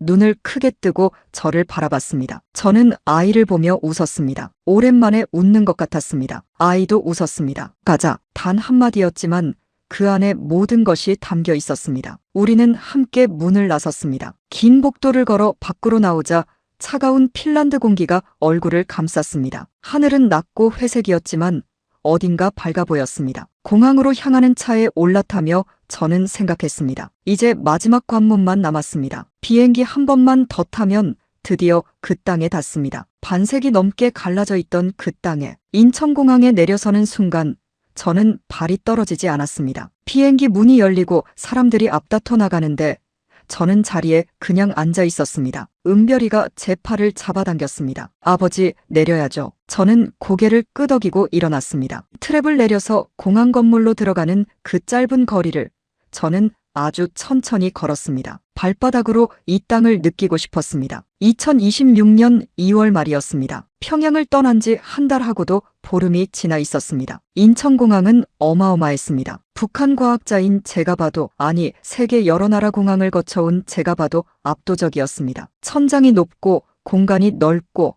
빛이 가득했습니다. 사람들이 분주하게 오갔습니다. 안내판은 한국어와 영어와 여러 언어로 되어 있었습니다. 저는 그 한국어 안내판을 보면서 멍하니 서 있었습니다. 저와 같은 글자, 같은 말. 하지만 이렇게 다른 세상. 은별이가 제 소매를 잡아당겼습니다. 아이 눈이 빨개져 있었습니다. 울고 있었습니다. 저도 눈물이 났습니다. 우리 둘 다 공항 한가운데서 눈물을 흘렸습니다. 지나가는 사람들이 흘끔봤지만 신경 쓰이지 않았습니다. 그래도 됐습니다. 여기서는 그래도 됐습니다. 대사관 직원의 안내를 받아 국정원 관계자들을 만났습니다. 차를 타고 이동하면서 창밖 풍경이 눈에 들어왔습니다. 고속도로, 아파트들, 불빛들. 밤이었는데도 거리가 환했습니다. 어르신들, 처음 서울 야경을 보셨을 때 어떠셨습니까? 저는 그 빛들을 보면서 숨이 멎는 것 같았습니다. 북한에서 밤에 평양 외곽을 달리면 어둡습니다. 전기가 부족해 가로등도 없고 건물들도 캄캄합니다. 그 어둠에 익숙해 있던 제 눈에 이 환한 빛들이 그냥 쏟아져 들어왔습니다. 이 나라는 밤에도 이렇게 밝구나. 통일원 산하 하나원에 들어간 것은 인천공항에 도착한 다음 날이었습니다. 탈북민들이 한국 사회에 적응하도록 돕는 교육기관입니다. 저와 은별이는 거기서 몇 주를 보냈습니다. 사회 적응 교육, 한국 생활 안내, 각종 서류 작업, 낯설고 바쁜 나날이었습니다. 하지만 따뜻한 나날이기도 했습니다. 직원들이 친절했고 같이 들어온 탈북민들이 있어 외롭지 않았습니다. 하나원에서 처음으로 마트에 견학을 갔습니다. 대형마트였습니다. 저는 그 안에 발을 들여놓고 말 그대로 굳어버렸습니다. 어르신들, 그 안이 어떤지 아십니까? 천장까지 닿을 것 같은 진열대에 물건이 가득 쌓여 있었습니다. 과자, 라면, 과일, 고기, 음료수, 세제, 화장품, 끝이 없었습니다. 어디를 봐도 물건이었습니다. 저는 그냥 그 자리에 멍하니 서 있었습니다. 이게 다 살 수 있는 것들인가? 누구든 돈만 있으면 다 살 수 있는 것들인가? 북한에서 장마당에 가면 살 수 있는 물건이 한정되어 있습니다. 그것도 달러가 있어야 살 수 있고 단속이 무서워 눈치를 봐야 하고 어르신들이 예전에 재래시장 가시던 것처럼 물건 사는 게 그렇게 자유롭고 당연한 일인지 저는 그날 처음 알았습니다. 은별이는 과일 코너 앞에서 한참을 서 있었습니다. 제가 다가가서 보니 딸기가 예쁘게 포장되어 있었습니다. 아이가 작게 말했습니다. 아버지, 딸기가 이렇게 많아요. 저는 아이에게 그 딸기를 사줬습니다. 딸기 한 팩, 별것 아닌 것인데 저는 계산대 앞에서 또 눈물이 날 것 같았습니다. 하나원에서 나와 처음 받은 임대 아파트는 서울 외곽의 작은 곳이었습니다. 방 2칸에 부엌이 있는 곳. 평양 특각 아파트에 비하면 작았지만 저는 그 방이 세상에서 가장 안전한 곳처럼 느껴졌습니다. 문을 잠그면 아무도 못 들어오는 곳, 누가 감시하지 않는 곳, 새벽에 문 두드리는 소리를 걱정하지 않아도 되는 곳, 그것이 자유라는 것을 저는 그 작은 방에서 처음으로 몸으로 느꼈습니다. 첫날 밤 저는 그 아파트 부엌에서 된장찌개를 끓였습니다. 마트에서 된장을 사왔습니다. 두부도 사고 애호박도 샀습니다. 맛이 평양에서 아내가 끓여주던 것과 다를 수밖에 없었습니다. 된장 종류도 다르고 물도 다르고 끓이는 사람도 달랐으니까요. 하지만 냄새는 비슷했습니다. 된장 끓는 냄새가 부엌 가득 퍼지자 저는 그 냄새를 맡으며 눈을 감았습니다. 어머니가 끓여주시던 된장찌개, 아내가 끓여주던 된장찌개, 그 냄새가 거기 있었습니다. 어르신들, 된장찌개 냄새 하나가 이렇게 많은 것을 불러올 줄은 몰랐습니다. 고향이라는 게 결국 이런 냄새와 맛 안에 있는 것인가 싶었습니다. 은별이는 한국 대학교 편입을 준비하기 시작했습니다. 처음에는 말투 때문에 힘들었습니다. 같은 한국말인데 남한 사람들이 쓰는 말과 북한 말이 달랐습니다. 외래어도 많고 빠르게 말하고 억양도 달랐습니다. 아이가 어느 날 저녁 식탁에서 풀이 죽은 표정으로 말했습니다. 아버지, 저 오늘 편의점에서 직원한테 말을 걸었는데 북한 사람이냐고 물어봤어요. 저는 아이의 손을 잡았습니다. 그게 어때서? 북한 사람 맞잖아. 부끄러운 거 없다. 아이가 고개를 끄덕이더니 다시 밥을 먹기 시작했습니다. 그런 아이를 보면서 저는 이 아이가 꼭 잘 될 것이라는 확신이 들었습니다. 한국에 와서 몇 주가 지나던 어느 날 저는 텔레비전에서 북한 관련 뉴스를 봤습니다. 북한 핵실험 관련 소식이었습니다. 화면에 북한 지도와 핵시설 위치 추정도 같은 것들이 나왔습니다. 저는 그 화면을 보면서 묘한 감정이 들었습니다. 저 시설들을 저는 알고 있었습니다. 저 안에서 일했습니다. 저 설계도의 일부를 제 손으로 그렸습니다. 그것이 이제 뉴스 화면에 나오고 저는 이쪽에서 그것을 보고 있었습니다. 그 거리가 실감나지 않았습니다. 아내 생각은 매일 납니다. 지금도 그렇습니다. 아침에 일어나면 아내 생각, 밥을 먹으면 아내 생각, 밤에 잠자리에 들면 아내 생각, 순옥이가 지금 어디서 무얼 먹고 있는지, 아직 그 아파트에 있는지, 아니면 다른 곳으로 쫓겨났는지 연락할 방법이 없습니다. 북한과는 전화도 안 되고 편지도 안 됩니다. 그게 가장 가슴이 아픕니다. 어르신들, 이산 가족이 어떤 마음인지 아시잖아요. 6.25 때 헤어진 가족을 수십 년 동안 그리워하시는 분들이 많으시잖아요. 저는 이제 그 마음을 조금이나마 알 것 같습니다. 보고 싶은데 볼 수 없는 그 마음, 살아있는지 죽었는지도 모르는 그 마음, 통일이 언제 올지 모릅니다. 살아있는 동안 올지도 모릅니다. 하지만 저는 기도합니다. 우리 세대의 통일을 볼 수 있기를, 어르신들이 그토록 바라시는 그 통일이 오기를, 그래서 아내를 다시 만날 수 있기를, 고향 평양 거리를 다시 걸을 수 있기를, 부모님 묘소를 다시 찾아 인사를 드릴 수 있기를. 저는 지금 서울에서 살고 있습니다. 은별이는 대학에 들어가 공부를 하고 있습니다. 저는 북한 관련 연구기관에서 일하며 제가 아는 것들을 세상에 알리는 일을 하고 있습니다. 핵을 만들던 사람이 이제 그 핵이 얼마나 위험한 것인지를 알리는 사람이 됐습니다. 아이러니한 일이지만 그게 제가 할 수 있는 속죄라고 생각합니다. 어르신들, 오늘 이 긴 이야기를 들어주셔서 감사합니다. 북한에도 우리와 똑같은 사람들이 살고 있습니다. 밥을 먹고 싶고 가족과 함께 있고 싶고 내일을 꿈꾸고 싶은 사람들이. 다만 그들에게는 그 당연한 것들이 허락되지 않고 있습니다. 저는 그것을 세상에 알리는 것이 이제 제 남은 삶의 이유라고 생각합니다. 부디 통일의 날이 오기를. 그날 저는 아내 손을 잡고 대동강변을 걸을 겁니다. 아버지가 저를 데리고 걷던 그 길을, 그 꿈을 꾸면서 오늘도 살아갑니다. 한국에 와서 제가 놀란 것이 한두 가지가 아니었습니다. 편의점이라는 곳을 처음 봤을 때의 충격을 아직도 잊을 수 없습니다. 새벽 2시에도 불이 켜져 있고 들어가면 따뜻하고 먹을 것이 가득하고 물건값이 다 붙어 있어서 흥정할 필요도 없고 계산하면 그냥 나오면 됩니다. 저는 처음에 그 편의점 앞에서 한참을 서 있었습니다. 새벽에 이게 열려 있다는 게 믿기지 않아서요. 북한에서는 밤에 돌아다니는 것 자체가 허락이 필요한 일입니다. 밤거리에 이렇게 환한 불이 켜진 가게가 있다는 것 자체가 낯설었습니다. 인터넷도 그랬습니다. 처음으로 제한 없이 인터넷을 쓸 수 있게 됐을 때 저는 뭘 검색해야 할지 몰라서 한동안 화면을 바라봤습니다. 그러다 아내 생각이 나서 평양이라고 검색했습니다. 위성사진이 나왔습니다. 대동강, 능라도 김일성 광장. 저는 그 사진에서 우리가 살던 창광거리 아파트 방향을 찾았습니다. 저 어딘가에 순옥이가 있겠지. 저는 한참 그 화면을 들여다봤습니다. 멀리서 보는 고향이 이렇게 아프고 그리울 줄 몰랐습니다. 남한 음식이 처음에는 입에 맞지 않았습니다. 맛이 달고 자극적이었습니다. 특히 치킨이라는 음식을 처음 먹었을 때 은별이가 너무 맛있다며 눈을 반짝이는데 저는 짜고 기름진 맛이 낯설었습니다. 그래도 몇 번 먹다 보니 익숙해졌습니다. 어르신들도 처음 외래 음식을 드실 때 낯설으셨다가 나중엔 익숙해지시잖아요. 다만 저는 아직도 된장찌개와 나물이 제일 편합니다. 어머니 손맛은 아니지만 그래도 가장 익숙한 맛이니까요. 말이 다른 것도 처음엔 당황스러웠습니다. 같은 한국말인데 모르는 단어가 너무 많았습니다. 버스를 타려고 했더니 교통카드라는 것이 있다고 했습니다. 카드를 대면 된다고 했는데 저는 그 기계 앞에서 한참을 어떻게 하는지 몰라 당황했습니다. 뒤에서 기다리는 사람들이 생겼는데 젊은 아가씨가 와서 친절하게 도와줬습니다. 저는 그 아가씨에게 몇 번이나 감사하다고 했습니다. 그 아가씨가 웃으면서 괜찮다고 했습니다. 그 웃음이 참 좋았습니다. 낯선 사람에게 이렇게 스스럼 없이 도움을 주는 것, 그게 이 나라 사람들이 사는 방식이구나 싶었습니다. 은별이는 한국 생활에 저보다 훨씬 빠르게 적응했습니다. 절다는 게 그런 것인가 봅니다. 몇 달이 지나자 말투도 많이 남한식으로 바뀌었고 친구도 생겼습니다. 어느 날 저녁 은별이가 친구들이랑 카페에 다녀왔다며 환하게 웃으며 들어왔습니다. 저는 그 웃음을 보면서 오래 앉아 있었습니다. 평양에서는 볼 수 없었던 웃음이었습니다. 자유롭고 가볍고 환한 웃음. 아, 이래서 내가 왔구나. 그 생각이 들었습니다. 한국에 와서 처음으로 예배를 드렸습니다. 블라디보스토크에서 도와주신 목사님과 인연이 이어져 그분이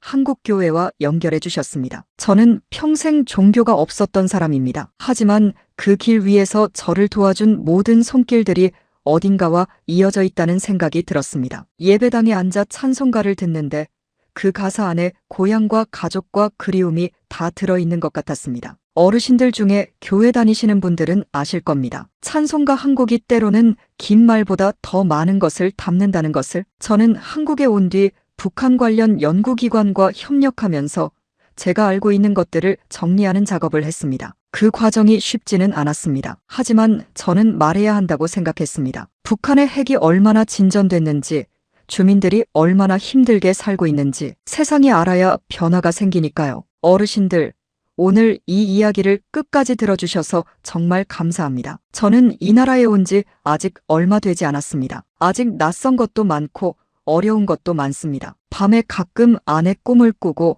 눈을 뜨면 혼자 천장을 바라보는 날들이 있습니다. 하지만 아침이 되면 일어나서 밥을 먹고 은별이 학교 가는 것을 챙기고 다시 하루를 시작합니다. 그게 살아가는 것이니까요. 통일이 되면 저는 가장 먼저 아내를 찾아가겠습니다. 그리고 부모님 묘소에 가겠습니다. 그 다음엔 어릴 때 아버지 손잡고 걷던 대동강변을 걷겠습니다. 그 길을 이번엔 은별이와 함께, 아내와 함께 그 꿈이 이 땅에서 제가 살아가는 이유입니다. 어르신들도 건강하게 오래 사셔서 그 통일의 날을 꼭 함께 보셨으면 합니다. 감사합니다. 리성혁 씨의 이야기 끝까지 함께 해주셔서 진심으로 감사드립니다. 이 사연이 마음에 남으셨다면 아래 좋아요 버튼 한 번만 눌러주세요. 어르신들의 좋아요 하나하나가 이 이야기가 더 많은 분들께 닿을 수 있는 힘이 됩니다. 구독과 알림 설정도 해두시면 다음 사연을 가장 먼저 만나보실 수 있습니다. 북녘 땅 사람들의 이야기 저희가 계속 전해드리겠습니다.